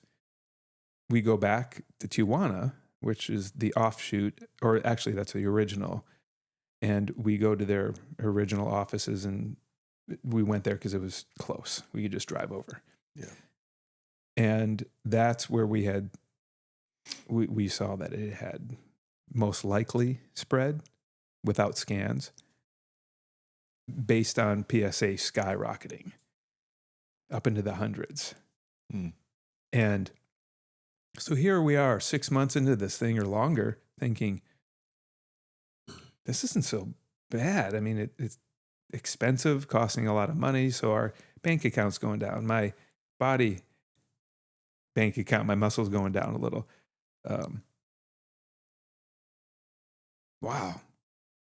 It spread? What does that mean? Well, we think it did. You're going to need some scans. We go get the scans done. Yeah.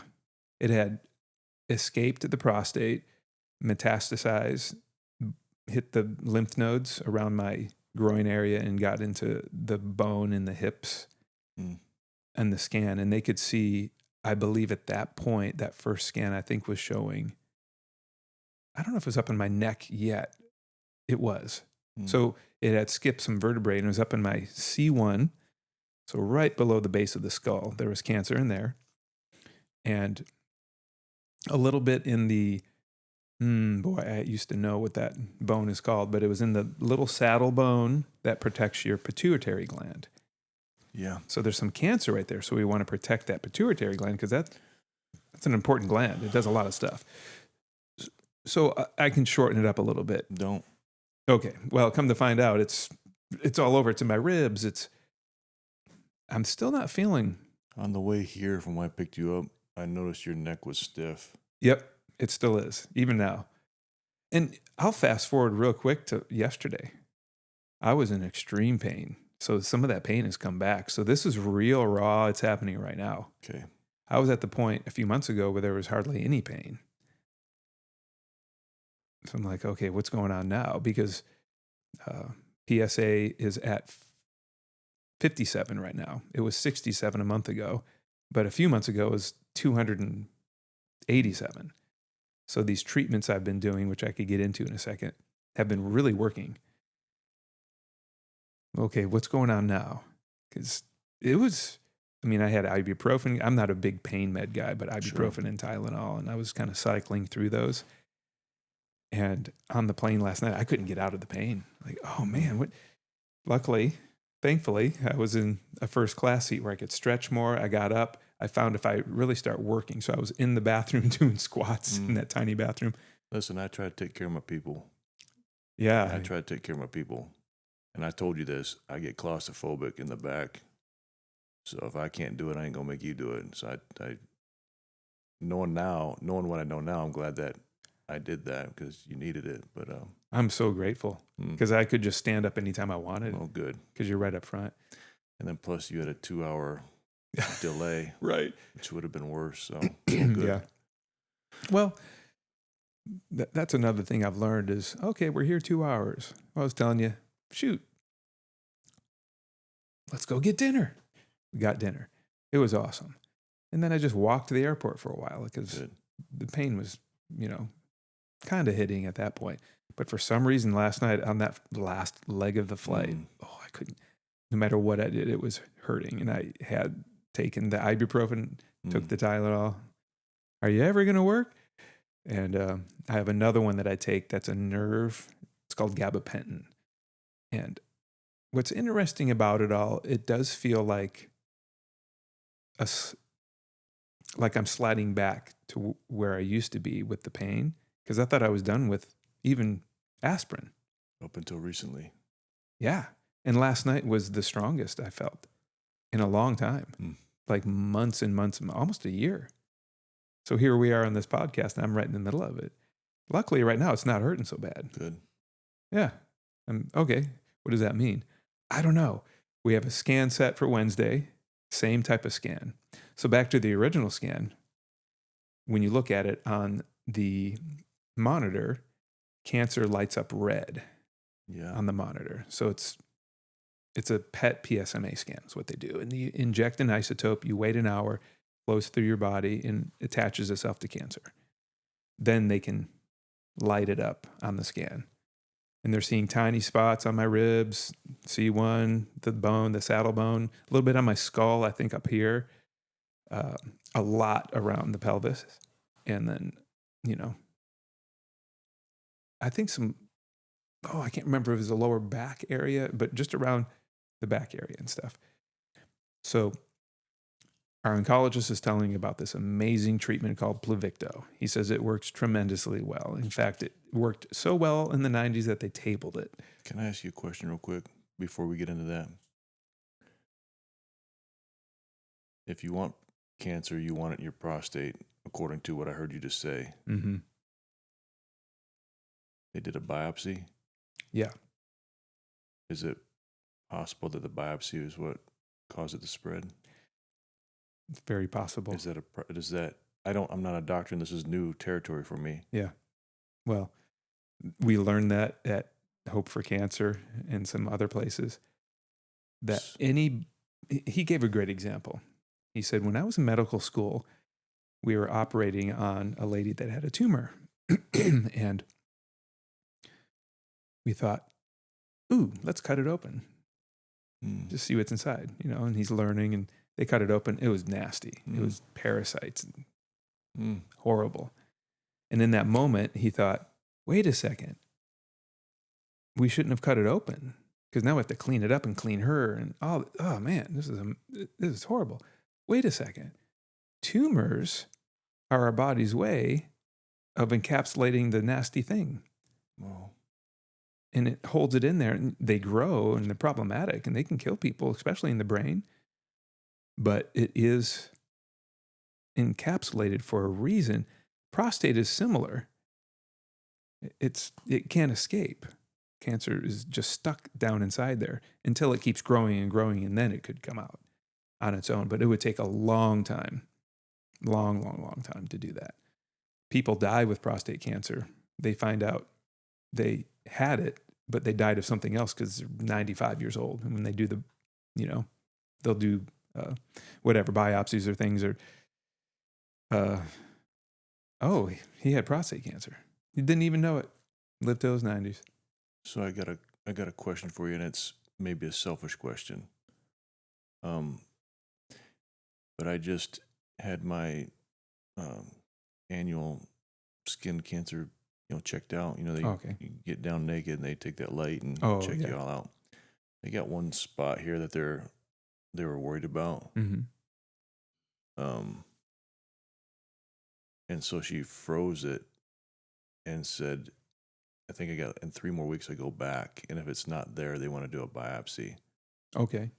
So if it is skin cancer, just based on what you know, is it ever okay to get a biopsy off of something that they think may be cancer? Or will it spread? You just said, anyway.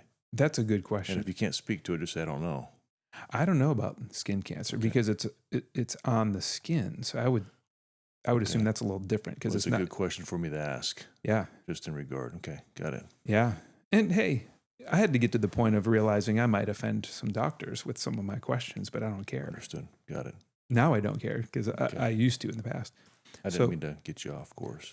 No, that's good because at the same time, everyone listening, especially men, I would say everyone, women with breast cancer, men with prostate, or at least screenings.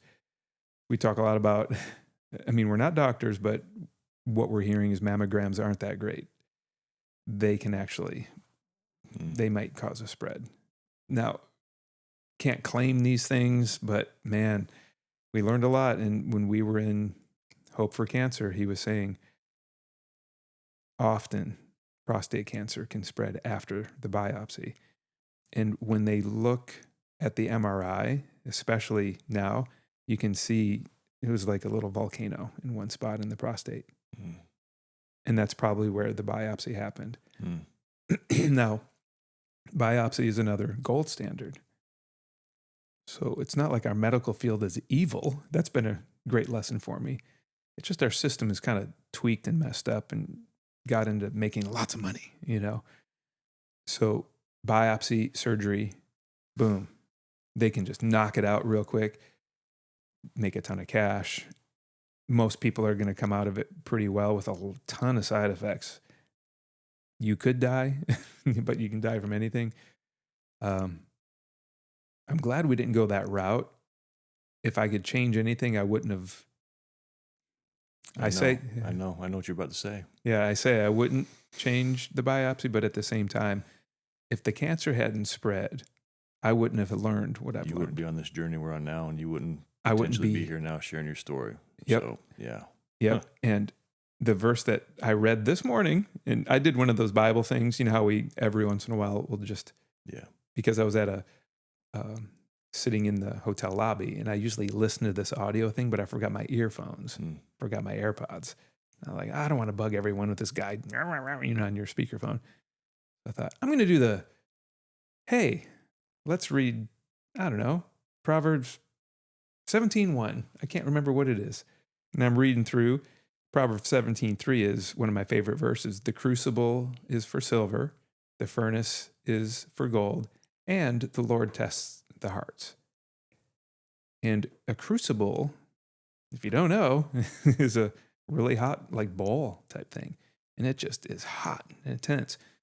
And this silver will melt, and then all the junk rises to the top through the process. And then they scrape it off, and they keep doing that until it's pure silver. Furnace, same thing with gold. All this, same thing with our heart. And I kept telling God, I want all the junk out of my heart, even before cancer journey. Like, what junk is in there? And I felt like I'd already gone through several crucibles. Yeah.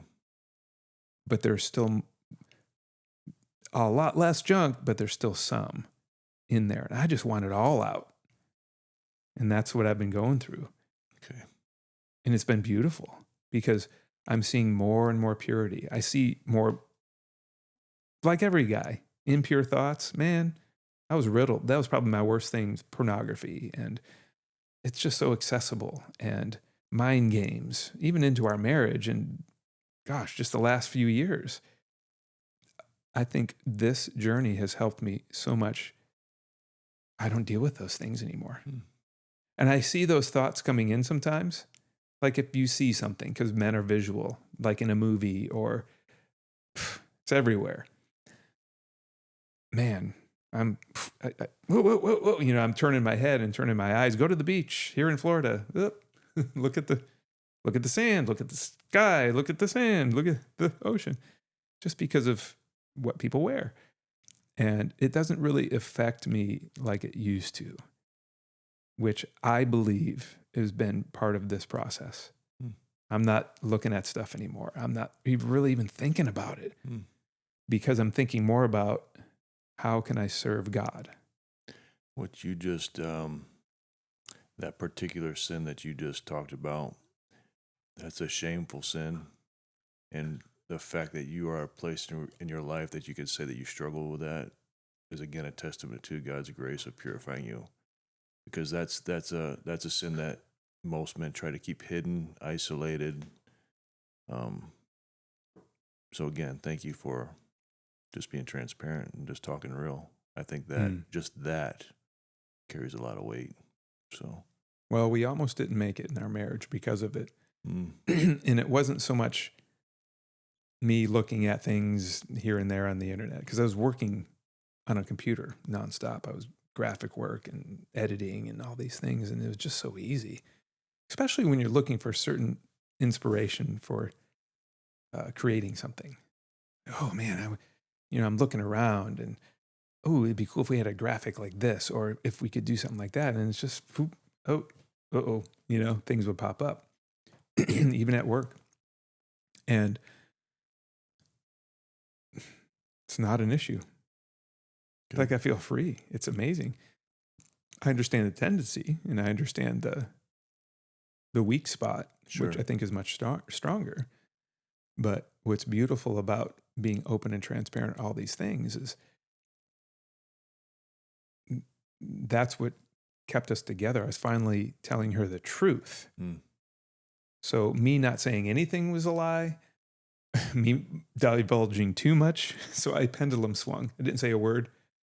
And then I told her, oh, right in the beginning of our marriage, I told her stuff I dealt with and crushed her. And, I don't want to say anything now. No. Because that hurt her so bad. So I'll just deal with it on my own. And we've tried so many different things. I've had men's groups together and we meet up and we talk about all the bad things. There's always the one guy that had the worst week and everyone else was fine. And then we just rotate weeks. Oh, I messed up. Or we all messed up. And it turned more into just a cry session or a divulging session rather than an accountability group, which I think can naturally happen.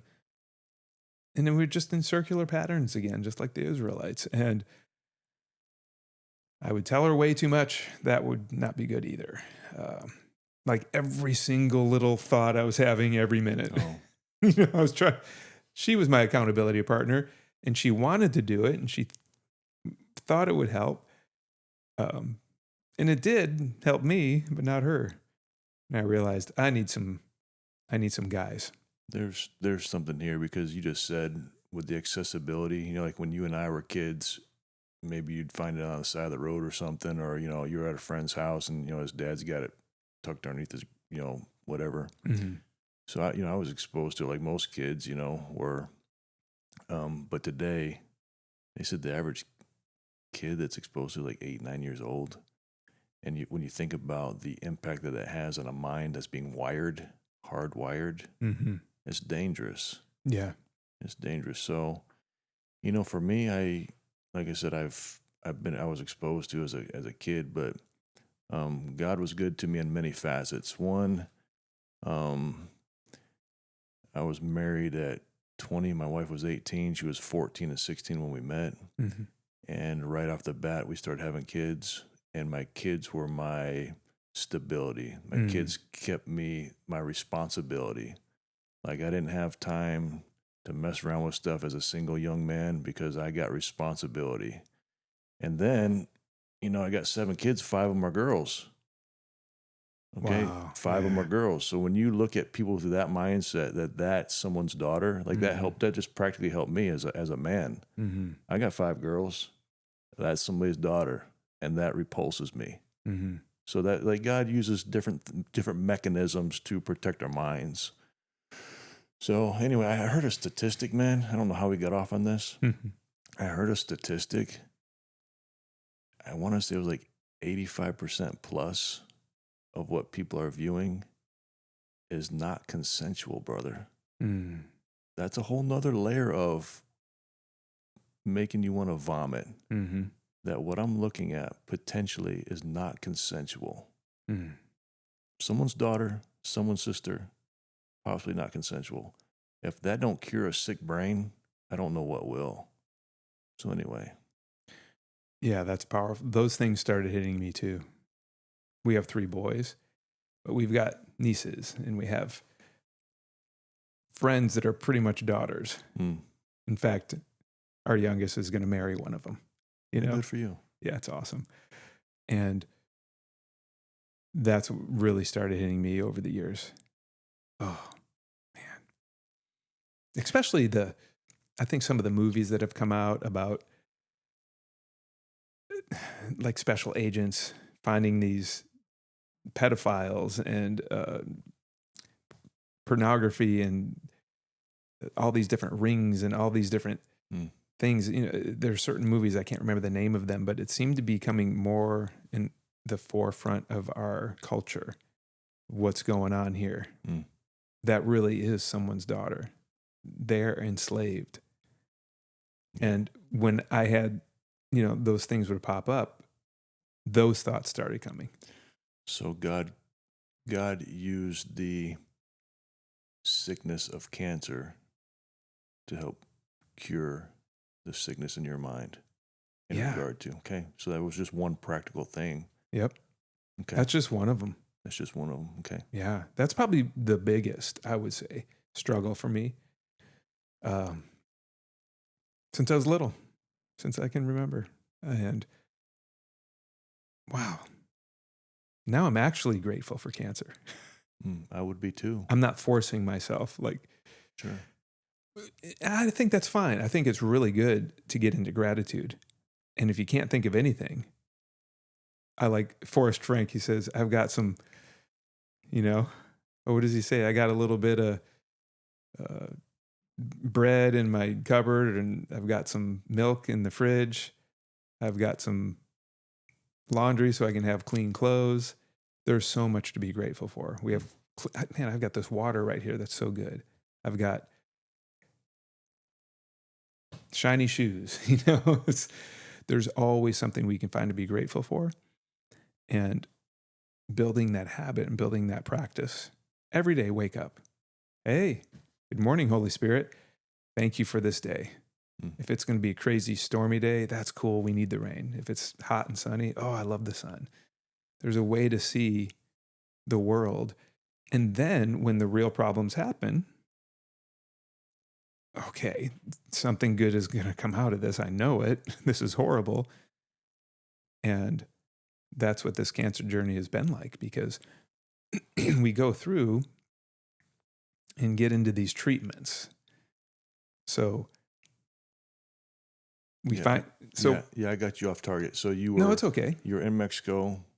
Yeah, Mexico. Mexico. A vacation lifestyle. You come back to Tijuana. It's like, actually, the cancer spread. They thought most likely it had. And then they said, hey, there's this other treatment that they recommended that you're getting ready to talk about. Right. It happened through what they recommended was big guns. They said, all right, man, you're going to need the big guns. The big guns, man. The doctor there was so cool. Very Mexican doctor. He was so cool. And grew up there, studied in Mexico City. Brilliant man. Those doctors, brilliant people. And he said, you're going to need those radiation, maybe chemo type things. Okay. So we are praying and praying and praying. Where do we go in Arizona? Who do we connect with? And we find this doctor. I know God dropped him in our lap. He's got his own practice. He's been around forever. He looks like Einstein. He's really funny, and you can sit and talk with him for an hour. He likes to talk about my wife's jeans that have holes in them. He always makes fun of it. And just connecting. And he looked at us the first time and said, I am working for you. You're my boss. How can I serve you? And we start asking questions, and he would say, there's a better question you could ask. We were asking, what are the side effects of doing radiation? So that was what he was recommending based on those scans where you could see it all lit up. He said, I've got this external radiation. It pinpoints. It's powerful stuff. It's amazing. And we were asking, well, what are the side effects? And he said, there's a better question for that. And Summer was like, my wife, oh, and she's just so perceptive. Have you ever had cancer? And he said, yes, I have. That's a great question. He went through prostate cancer, went through his own treatments. Like, wow. And it's funny because his practice looks kind of like grandmother's living room. He's got a Bible open over here. He's got all these crazy things. They're gifts you can tell people gave him. Drawings and kind of you get a weird gift from someone, but you want to keep it because it was like that. Really eclectic looking, and it was kind of a small office. And where are we? And I realized he had been working at Mayo.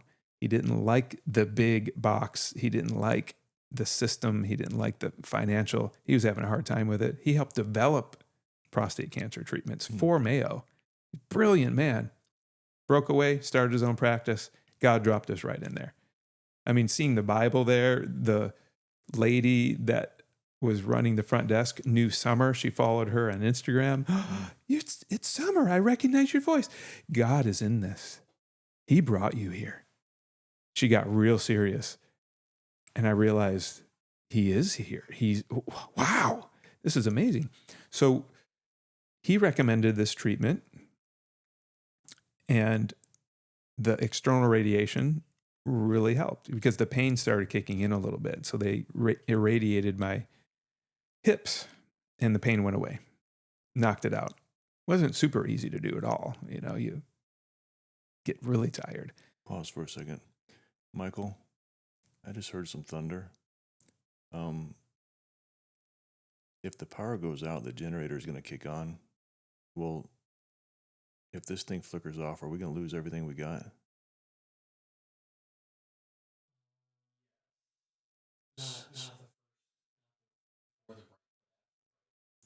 So right now we're going to just trust that we're going to be okay, but we might want to remedy that. I don't know if we can get a backup battery or something just in case, because we're in rainy season. I just thought about it. All right, there's nothing we can do about it now. Sorry. Yeah, we hardly do. We heard a lot of thunder just now. We're supposedly in rainy season. Yeah. We're supposedly in rainy season, but we haven't had some rain yet. But when it comes, it's going to hammer down. It's going to hammer down. So I'm sorry. Yeah, when we had our little studio in our garage in Texas, I had the big fat backup batteries for every machine because Texas, man, the storms, and it saved our butts. All right, brother. Keep going. Yeah, I got you. I'm sorry. I just heard that, and I don't want to lose any of this. So I know. Well, yeah. So I go through that. Pain went away. I thought, okay, cool. And then he recommended this treatment called Pluvicto. And he said, it's not really, it's available, but it's not. Because you need to go through all these hurdles. You need to fail. It's stupid. It is stupid. It is just a money game. But you need to fail chemotherapy, radiation. So go through all these things, tear up your whole body, and it didn't work. Okay, now you're approved. It's like the last resort is the way that the FDA and everyone was looking at it. He said, it should be the first line of defense. So I have an oncologist buddy up in Canada that helped develop this whole thing. He would love to see you. The problem is it's cash because it's Canada. Our insurance doesn't cover it. Most insurances aren't going to cover out-of-country stuff. We paid cash for, so we were kind of, on our bank account. I'm getting a picture of it. Yeah. Bank account was dropping after all the treatments and a good year or so of doing everything we can. And at the same time, our business is beginning to plummet, which is expected when we're so focused on all of this. Like the most important thing is to get healed. Mm-hmm. And I believe that God puts in place doctors, hospitals, naturopaths, herbs, chemical, all of it. It's all there for us. And we need to become advocates for our own health. Mm-hmm. So that's why we were being real picky about our doctor. And we find the guy, he's awesome. Well, fast forward, we get approved, we're good to go up to Canada. $20-something thousand per treatment, and I need 6 every 6 weeks. So you do. What'd you say, 96? It was 96 treatments? It's 6 treatments. So you get treated, then you wait 6 weeks. Okay. Fly back up, get treated again. Each one costs about $25,000 cash. Okay. We still had it, but we were at the place. Okay, we're running out. We're going to sell our house and put it up on market. So here we are. Cancer, businesses starting to drop. Now we're selling our home, which we loved. Beautiful home. Remodeled it, everything. Okay, so hold on a minute. When you were diagnosed with cancer way back in the beginning, you had joy, and the doctor didn't know how to respond to you. Right. At this stage where you're at right now, is there still joy, or is there, wow, is it going to get any lower? Are we still in a good mindset right now in this time? I can truthfully say, and no one, the only one that knows is me on the inside and Jesus. Yeah. You were still good. But at that point, I didn't know why. It was the peace that passes all understanding. It's joy unspeakable, full of glory. The first time I ever experienced the peace that passes all understanding was recently. First time I ever experienced it was back in around December. Like, I should be upset. I should be in turmoil. I should be losing sleep. But I was at peace. I kept coming back to peace. So what you talked about, I've experienced on a smaller scale. So Well, it's your journey though.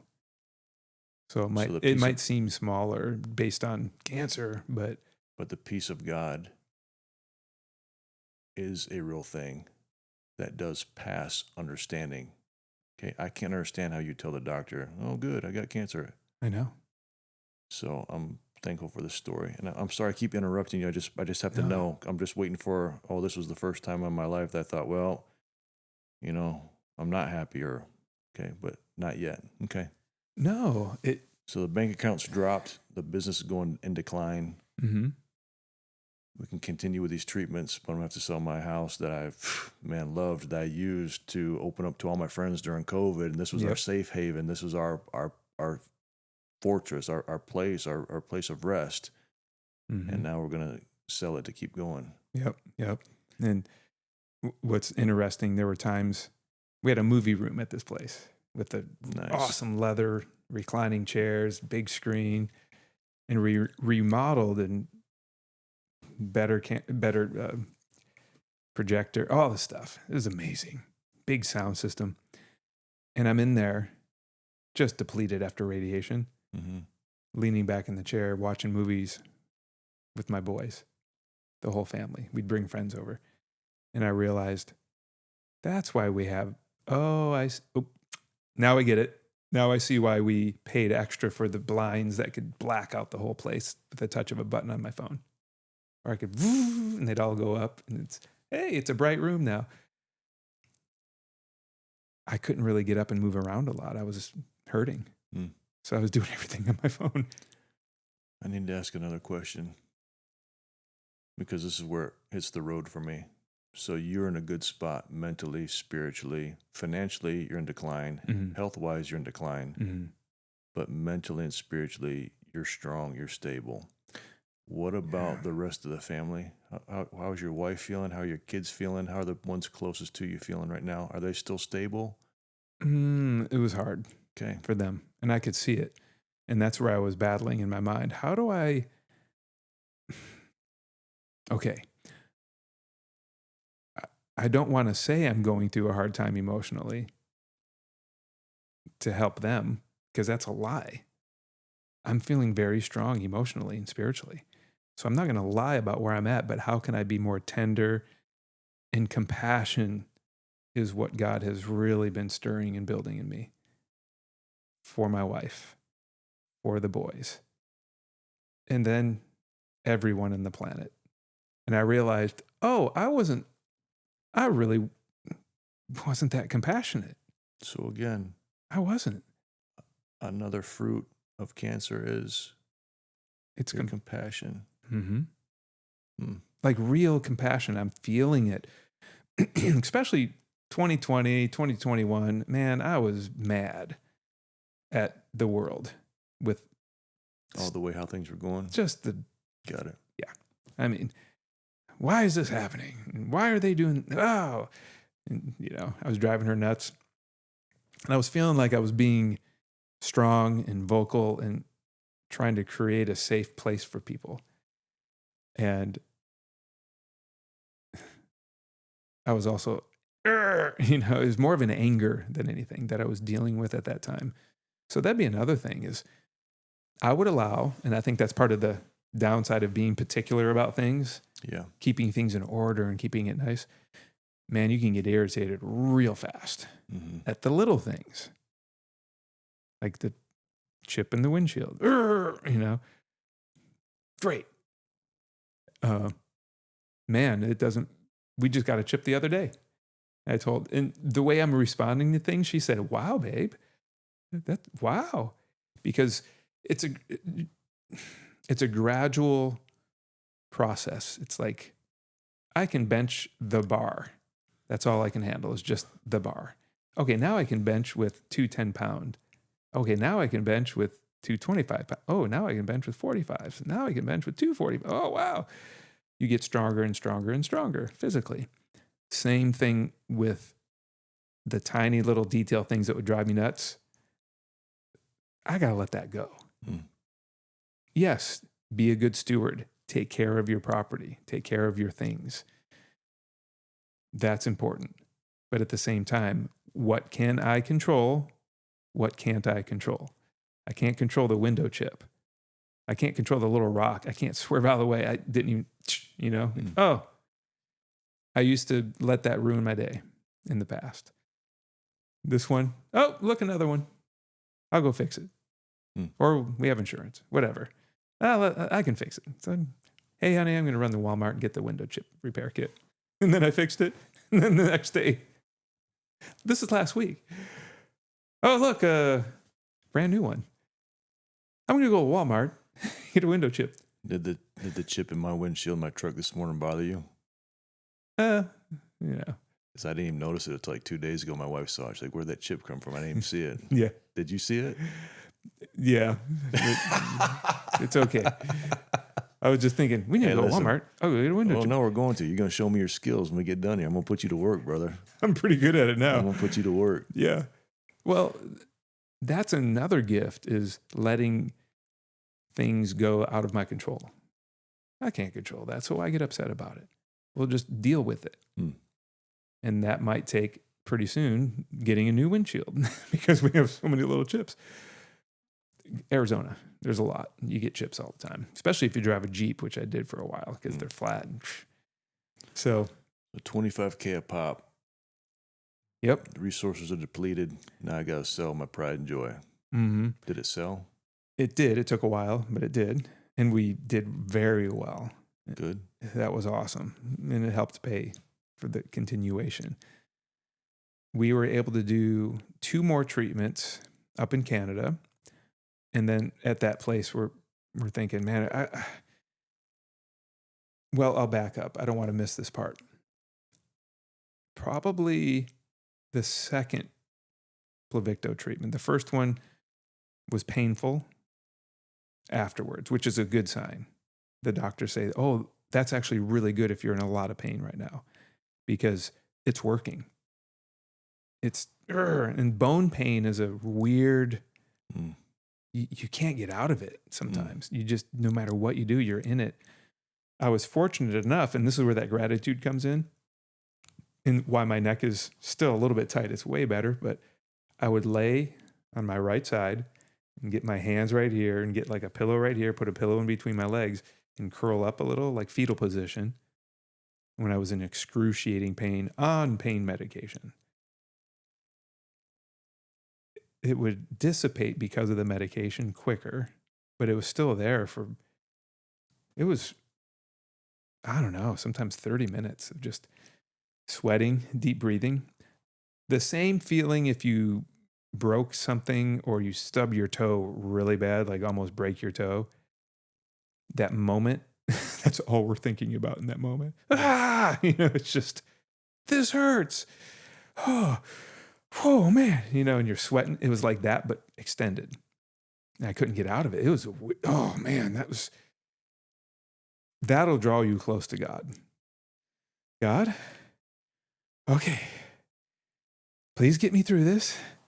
And I would just lay there, and our little puppies would want to come see me. And I'm like, oh, get off me. Because little Shih Tzus, they just get on you, and the pressure from that hurt. They weigh like 2 pounds, but it hurt. Oh, so she's worried about the dogs. Okay, get off, daddy. And then everyone can't touch me because it was the weirdest thing, just certain motions. I got to the point where brushing my teeth was so difficult because if I leaned over, the pressure on the back of my neck, lit it up. So I learned to, if I hold my head with my hand, it doesn't hurt. I'm grateful for that. I learned to practice that gratitude. I've been preaching that gratitude thing with our teams for over a decade. So I've been in that mental gym. I had a lot of mental strength by practicing gratitude all the time, changing perspective. I spoke on changing perspective. I had people do it in the audience.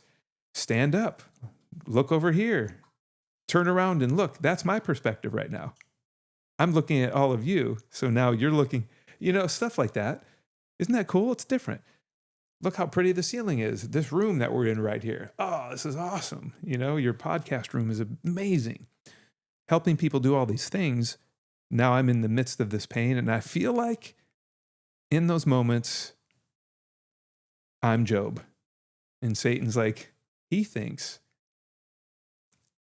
he's awesome, but it's not fair, God. You've given him this gift. You're showering him with grace. You're covering over him with, can I please test him? I felt like just like Satan was in the courts, and he legally had the ability to ask, and God allowed Job to be tested. So hold on a minute. Aren't you thankful for the book of Job? Oh, Job didn't have the book of Job, brother. it's a good point. We have that to go back to. He didn't have the book of Job, man. And again, it just goes back to God's word is sufficient. For everywhere that we are in life, his word has something for us to sustain us and to carry us through. I was thinking about Job when you were talking about the pain that seems to be escalating. Man, Job didn't have the book of Job to rely on.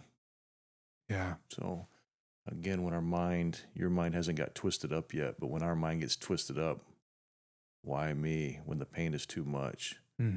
Like the word of God is different than any other book. It's powerful. Supernatural, has everything that we need to sustain us. So again, thank you for bringing up that, his word. Yeah, that's a really good point. I don't think I've ever thought of that. Like, right, yeah, Job didn't have Job. And look what happened to him. This is a cakewalk. But he worshiped. He lost everything in one day. And what did it say he did? He worshiped. Lost everything and everyone. Yeah. Yeah, that's a really good point. Man, thank you for saying that, because in those moments, it's like my spirit was getting stronger. That was the only thing getting stronger. As my body's depleting, I was losing weight. At that point, I started really losing muscle. Got all the way down from 185-ish to 139, which is, I'm 6'1". That's a lot of, that's not very heavy. And I was 132 pounds in the 9th grade because I wrestled at 132. So I was 6'2", 132 in the 9th grade. So that just kind of gives you some perspective. Yeah. Yeah, you were thin. Super thin. And it was very difficult to eat because that treatment it lights up the pain. It's killing the cancer. It's awesome, but the process is difficult. And the travel, that was part of the reason we didn't continue Canada. The travel was excruciating. I was so sick.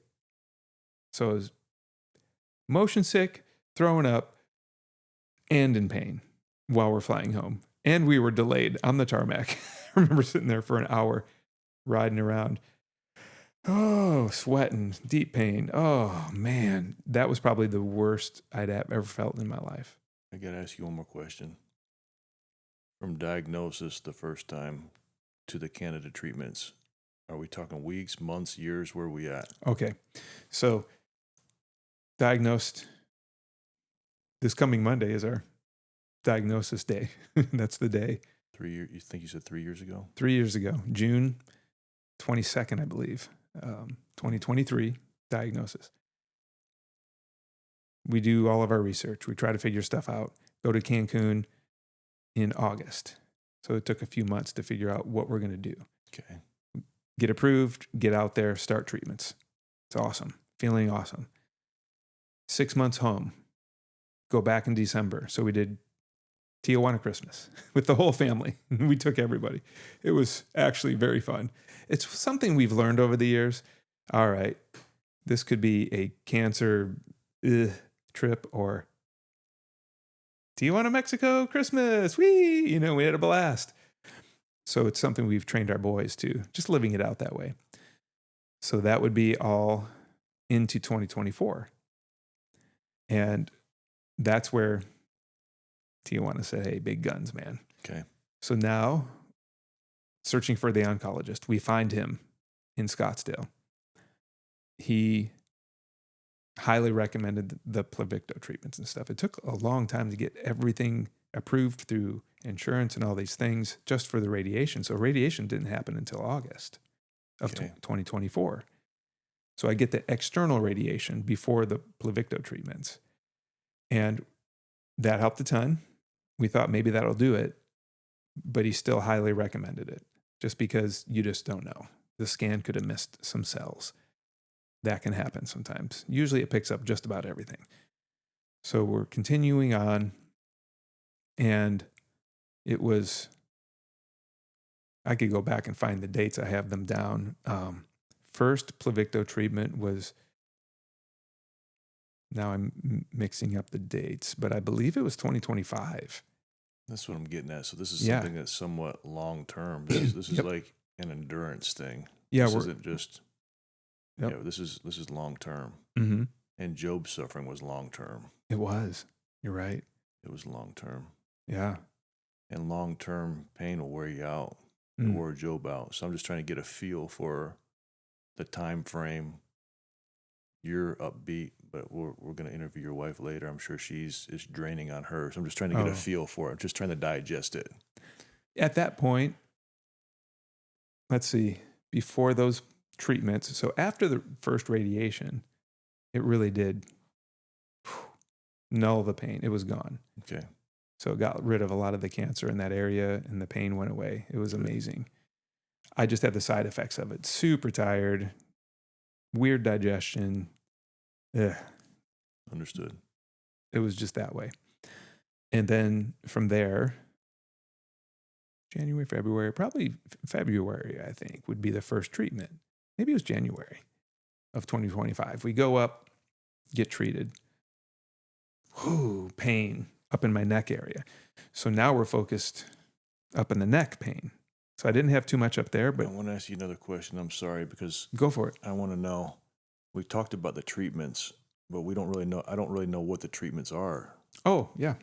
And I think it's probably important. So can Yeah. you just briefly describe what the treatments actually were? So Are the they PET, injections, what are they? it's an injection. So the PET PSMA scan is a saline solution injection. So they get a IV, like if you're getting an IV with a Okay. little port thing, and they inject this isotope. It travels through your body. You wait an hour, then they scan you. Pluvicto is the same delivery. Everything's exactly the same. In fact, that's where the idea came from. Okay. I said, if we can light up the cancer and it can find it, can we put a bomb on it? Oh, Yeah, let's try that. Let's put a bomb on it. And wow. it tricks the cancer, and then the cancer lets it in. So it's like an unlocking mechanism, cell by cell, and it drops in a small amount of radiation, and poof, it's gone. So the amount of radiation flowing through me is so minimal compared to external radiation. Okay. So that's the benefit. The oncologist up in Canada is convinced this is how we'll be treating all sorts of cancer in the future. But prostate is about the only one that this works with specifically, because All right. all cancers Good to are know. different. Yeah, it's Good pretty to cool. know. So that injection goes in, I wait around, and then we need to wait a few days because we were traveling, because you're radioactive. You're still going to set off monitors and things, which is kind of fun. That was kind of cool. So yeah, funny story. The first time they told us that, and they wrote us a letter with a stamp and all this stuff. Hey, you're probably going to set off the alarms because we're coming back into the United States. The United States has the most highly advanced systems, international, to detect. We don't even know, but they're there. And we walk into normal checking the bags and going through normal security in Canada. And then we're going through international security. And as soon as I walk in, you could see the people back there start scrambling, looking around and looking up at people. And I think it's me, because alarms are going silent. Alarms are going off. They have buzzers. And I'm thinking, this is kind of cool, man. Check it out. I'm radioactive. And they were cool. They were nice. They had me go through this whole process in this other room. They were scanning me, making sure that what was on the paper from my doctor matched Right. what they saw in the scan. Wow. And they were having trouble with it. It was taking forever. Thought we were going to miss our flight. I was in pain, but not feeling horrible in the first treatment. It was just, lit up. Second treatment, even worse. even more pain. So 6 weeks later, we fly back up. At that point, pain wasn't so bad. So every time we went up there, we're in Vancouver, British Columbia. Crazy, wild city. It's beautiful. Mountains are right there. We go explore. Then I get treated. Next day, I'm trashed, you know? So we at least made it fun every time. And we learned after going a few times, okay, let's have as much fun as we can because I can't do anything Got it.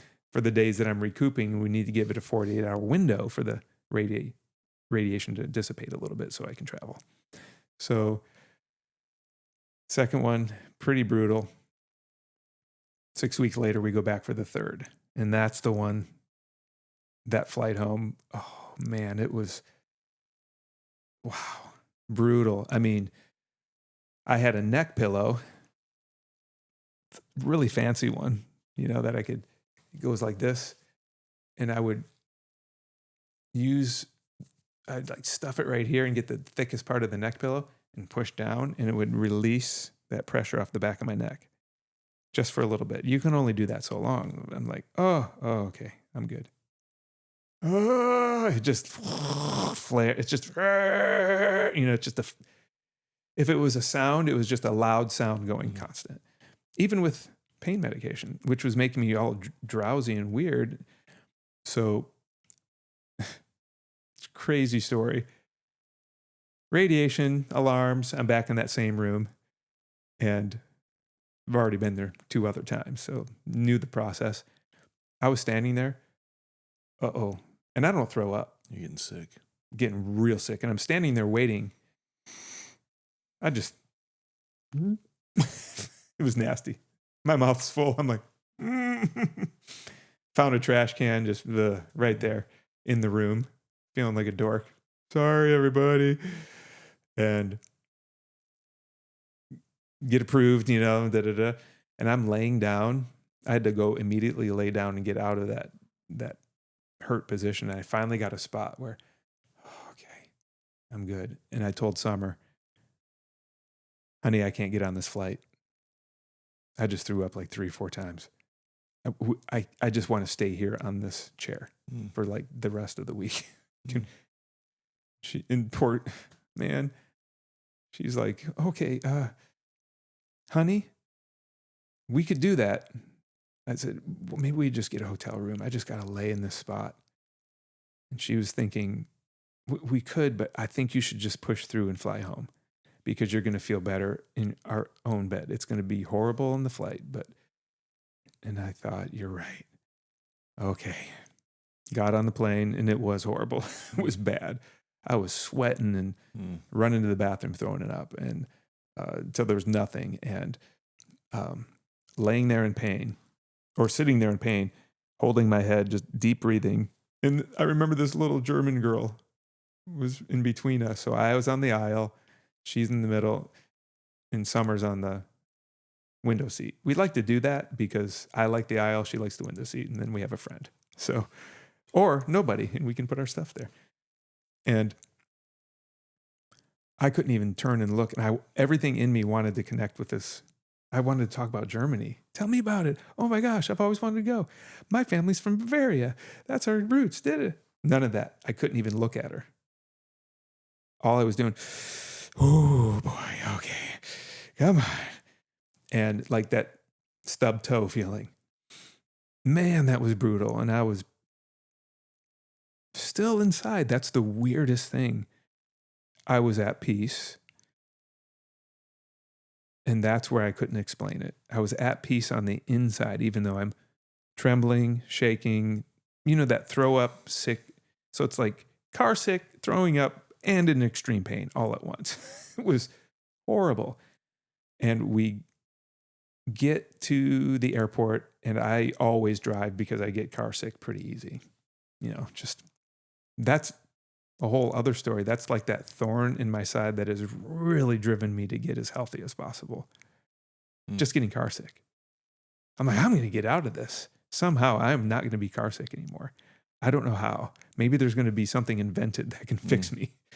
But I'm going to do everything I can to get stronger. And actually, I really am. I do much better now. I was riding in your truck today and I was fine. Usually that would jack me up. It's fine. Of course, you drive really well. You know, you're nice and clean. So I'm in those moments. How do I get out of this?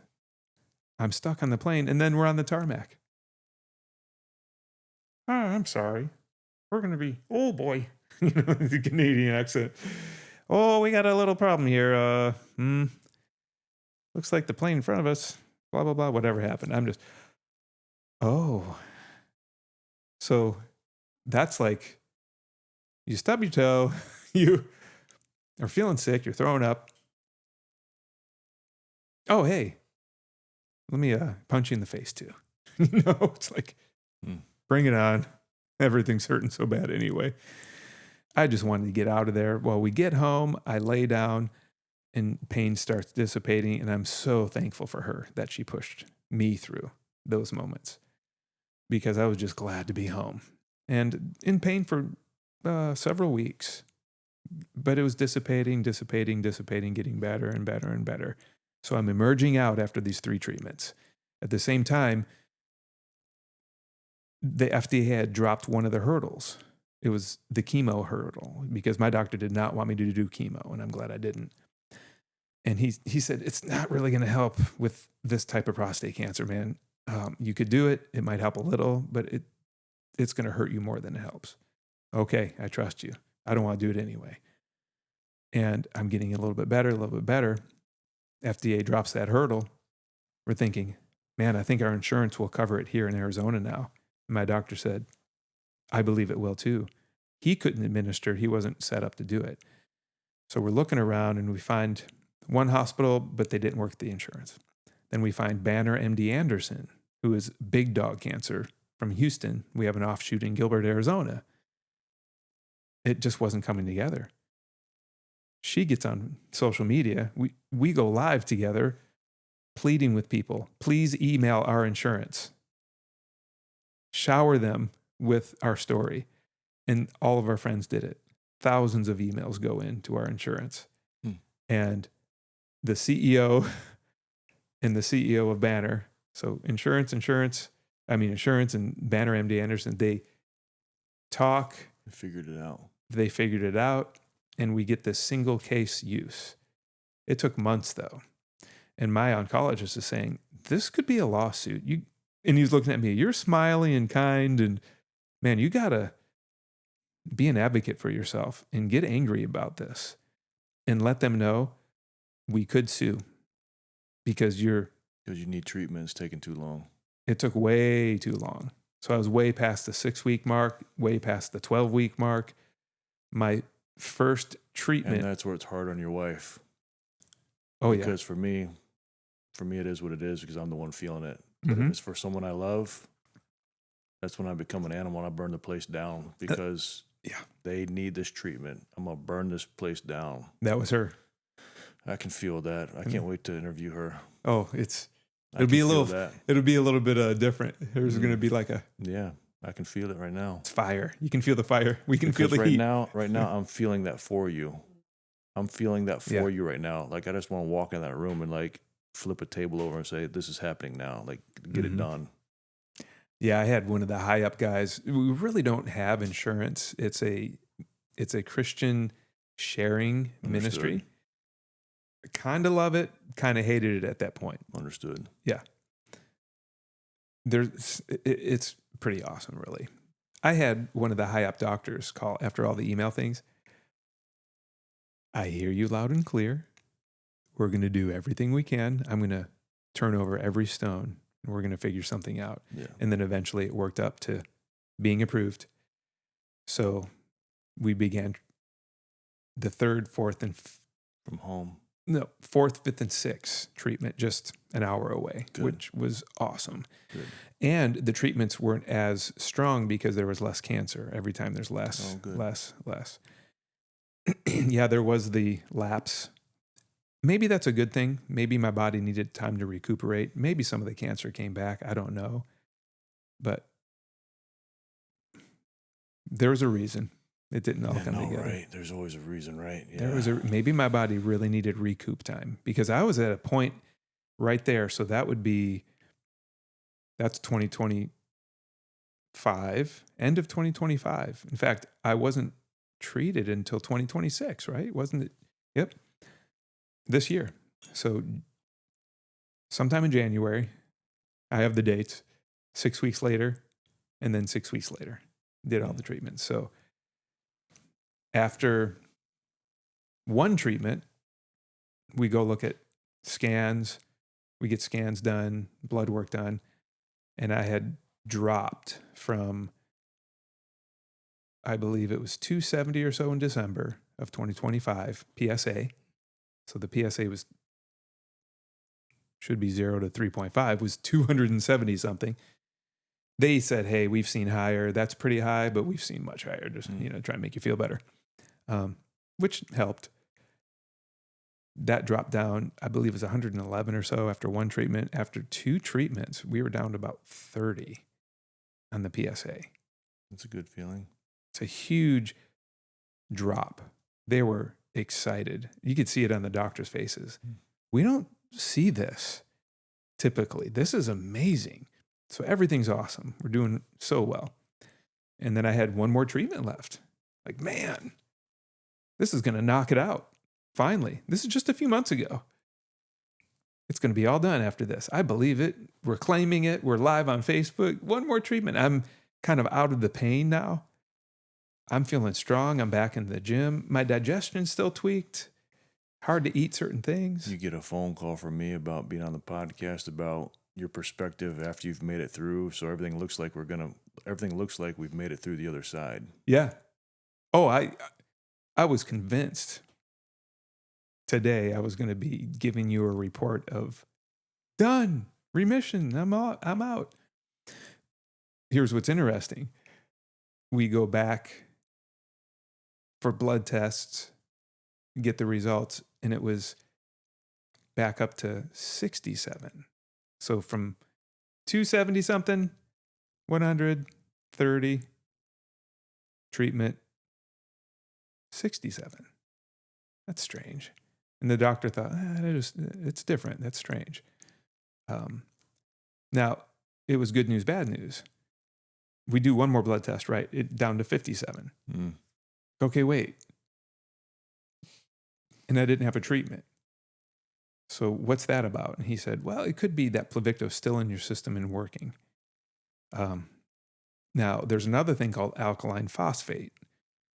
When that skyrockets, that has to do with liver, the way it's processing things, cancer in the bones. So you have a lot of this alkaline phosphate flowing through your system because it's like, cancer's chewing up on your bones and your body's eliminating, and the liver has to metabolize it and all this stuff. So that's another marker they look at when it's metastasized into the bones.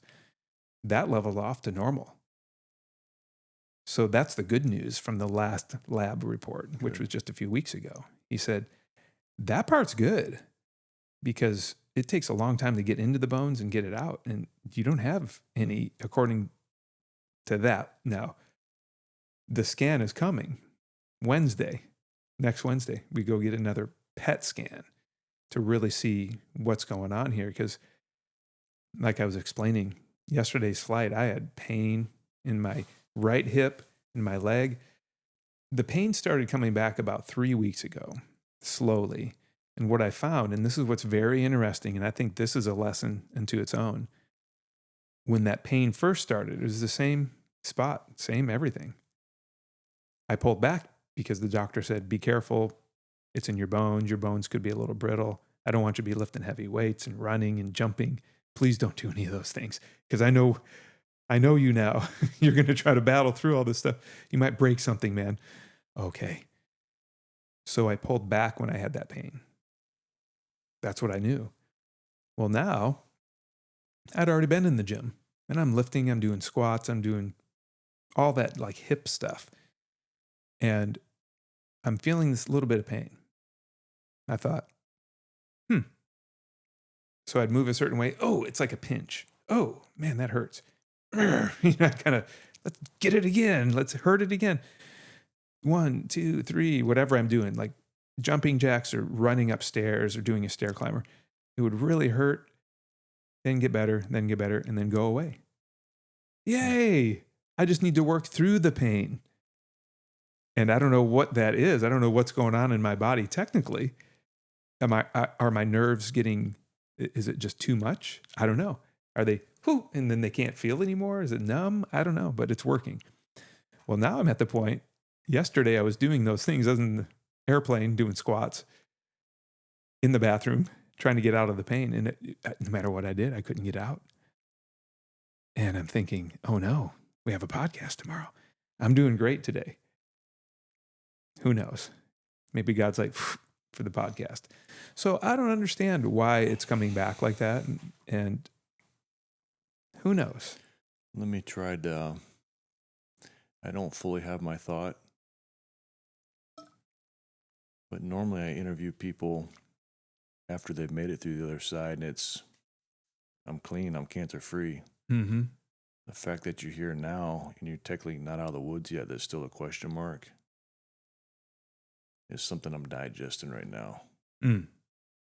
Because this is new territory for me. Hey, haven't gone what you've gone through. What did you learn? Where are you at now? And life is good. Yeah. And life is good. But you're not technically out of the woods yet.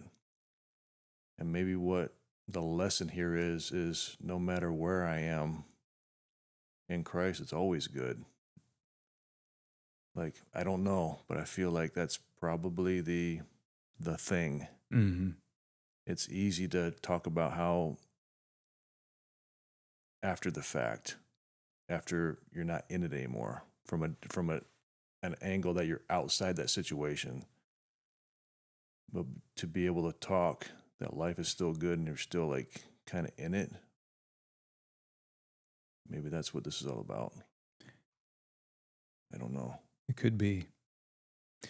What's interesting as you're talking, I'm just thinking of different Bible characters and the disciples.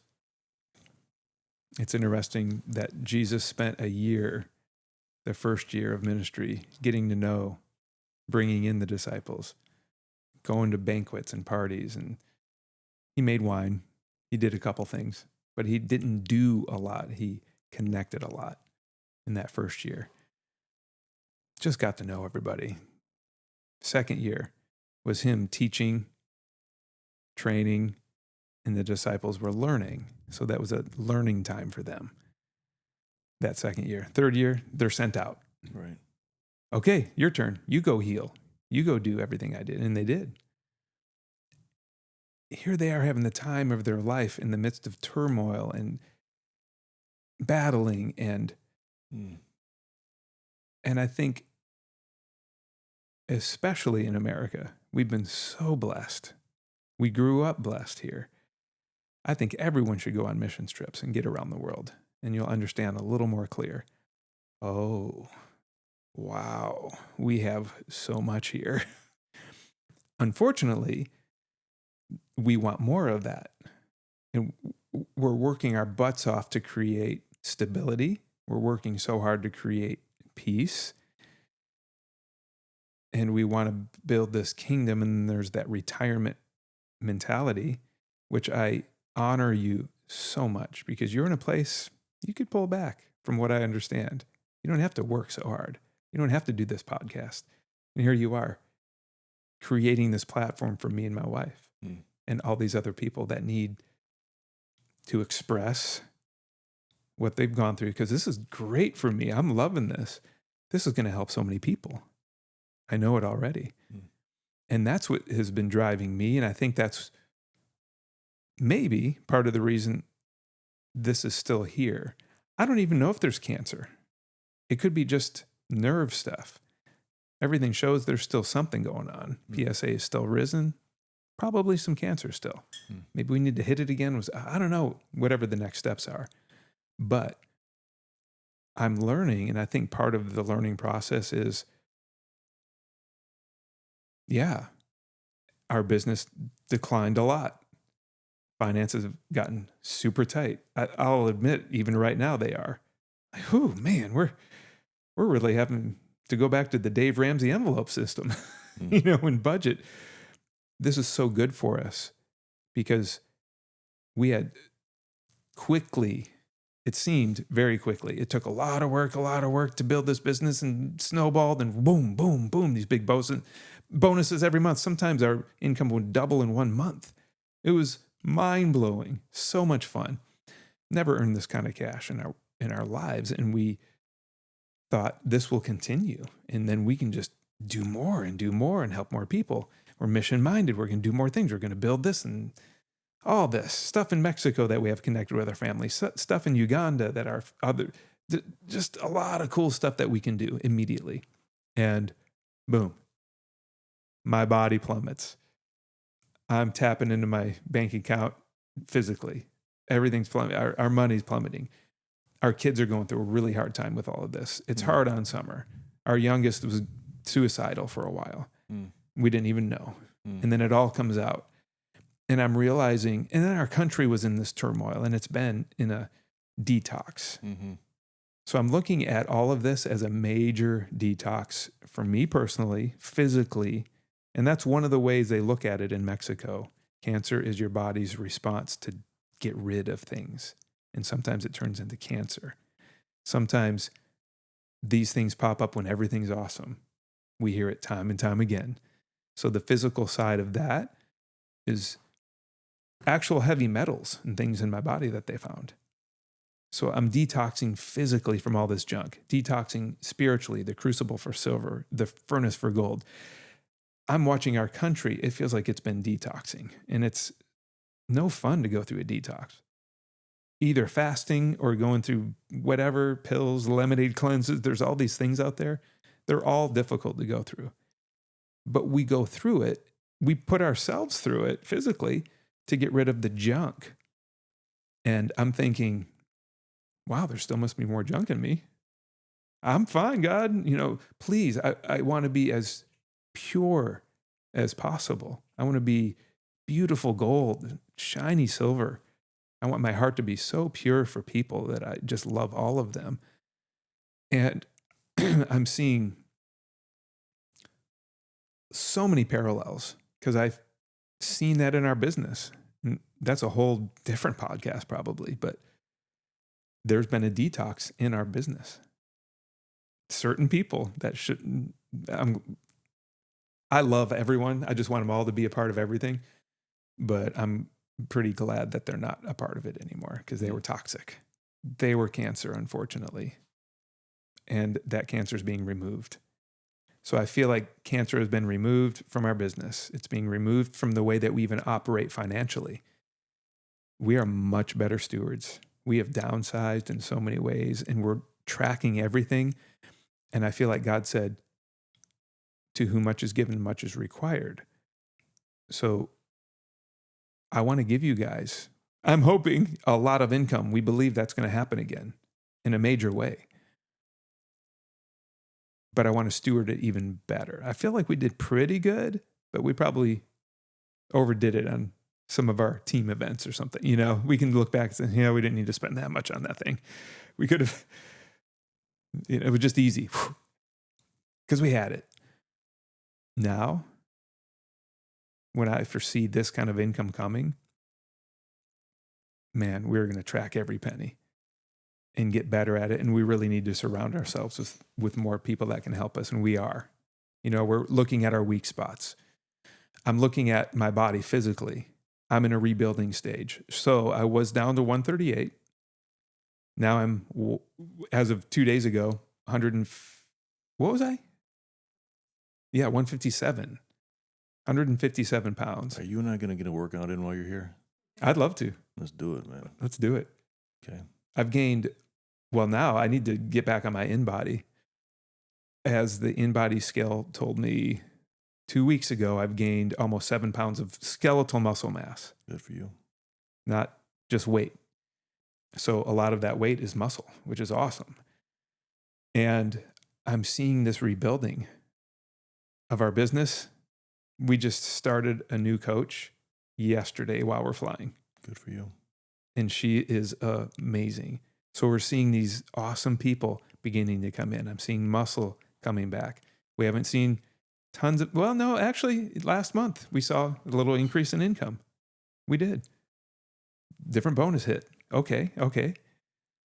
things are moving back and moving forward. And I feel like that's important. And I keep telling God, what's this about right now, this pain thing? And I haven't heard an answer. I'm just trusting the process that he's got me going through. What is this about? Why am I? Maybe it's for this podcast because it was painful last night. I didn't know what to do. And I was trying to shield her from it. I didn't want her to be thinking about it, but I finally told her, hey, honey, I need to get this medication. I don't want to take it because it makes me loopy. It's called gabapentin. It works more with nerve pain. But boy, I'm hurting. And I'm just going to take it and go to sleep. I slept great last night.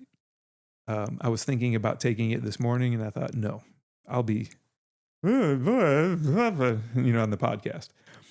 So it does work, but I don't like it. I don't want to take it anymore. And I don't want to take pain medications. But boy, am I grateful for them right now.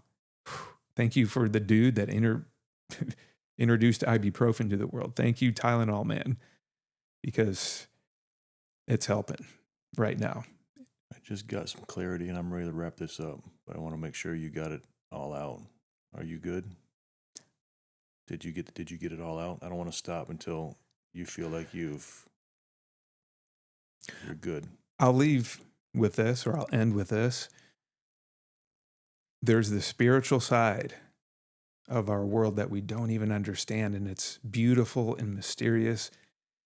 The Holy Spirit is hard to understand, and it's part of God I think we forget about often.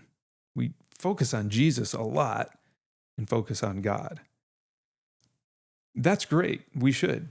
But the Holy Spirit, that's who's here. That's our comforter. Is it a he, she? We don't know. The Holy Spirit, it just says Holy Spirit. Feels softer, kind. It's the soft side of God. The Holy Spirit is who guides us and speaks to us. And I would say this, build a simple habit. Some people call it the Maui habit. I don't know why it's called Maui habit, maybe because Maui's awesome. You wake up in the morning, I'm grateful for the day. Well, what I've built, and I'm still working on it, I don't do it every single morning as soon as I wake up. I'm getting better at it, and the time is shrinking, getting into gratitude immediately. Good morning, Holy Spirit.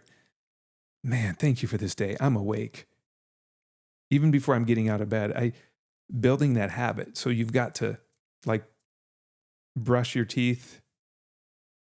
Brushing your teeth is kind of ingrained in all of us, I hope. We don't have stickers.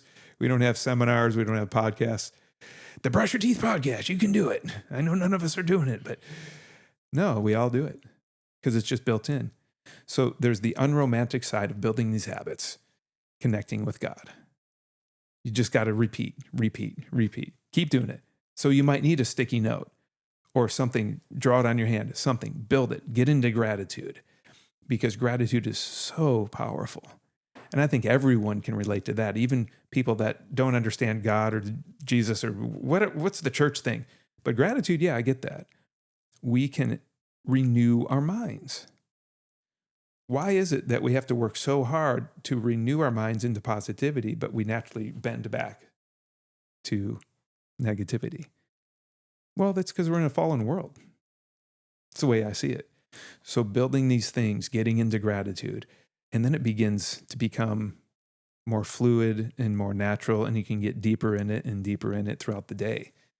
So praying continually is something I've been working on. And I realize that's not me bending down, kneeling, and it takes 2 seconds sometimes. God, thank you. God, pray.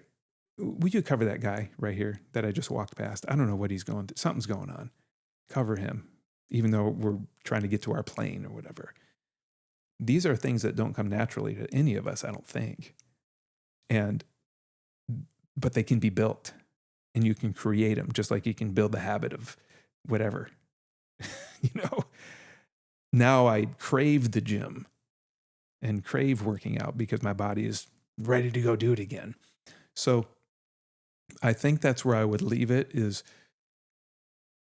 all this stuff just isn't magical gifts that have been given to me. many of them have been. You've got different gifts that God gave you. So we can focus on those gifts and build those up and work on those things. I think that is part of running the race that Paul talks about. And there is the practical side of serving God. And then there's the spiritual side where he's just going to wash over you with a word or something amazing. So all of that to say, this has been the most incredible journey. It really has. I've learned so much about myself, and all I want to do is become better, which means there's going to be other things to go through. We go again back to the gym analogy. When we go work out, it's not going to be super fun, but it will, because we know what's going to give us later on. Strength, more muscle. As we age, we lose muscle. We need amino acids. We need help. So there's the practical, there's the spiritual, all of it together. When we can not balance these out, but work on all of it, they're intermingled. So me doing the habitual things, if it's on my calendar, is a spiritual thing and it's powerful. But me being open and willing to listen and throw out the calendar, this is more important in this moment. That's just listening, and that's just hearing. So we practice, and I'm practicing on hearing God and listening to him, getting into gratitude, staying in structure, building these habits. And I believe that is our walk. Because when we get to heaven, we don't need to do any of that stuff. It's just going to be amazing, But we're here on earth, and I want more and more and more people to understand and feel who Jesus is. That's the bottom line. I just want them to feel his presence and not even understand, why do I feel this way around Mike and Summer and Heath? What's going on? Why are they happy? Why are they so driven? Why are they so purpose-filled? That is all I want, to draw people to him, whatever that takes. The clarity that I have and the timing of having you here for me personally. I'm going to try to communicate this as effectively as I can.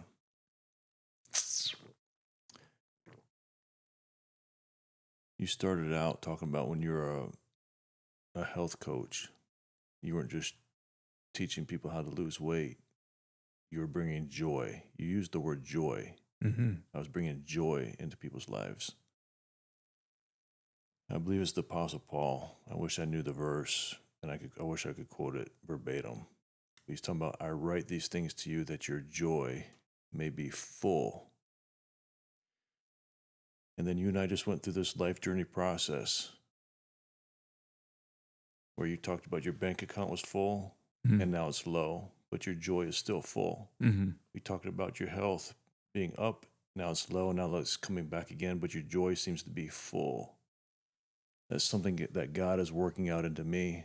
Mm-hmm. Because I know what it's like when life is easy and my joy is up. I know what it's like when my life is hard and my joy is down. Mm-hmm. I know what it's like to get a big check and for it to affect the palpitation of my heart, and then have bills come in and be like, oh. Yep.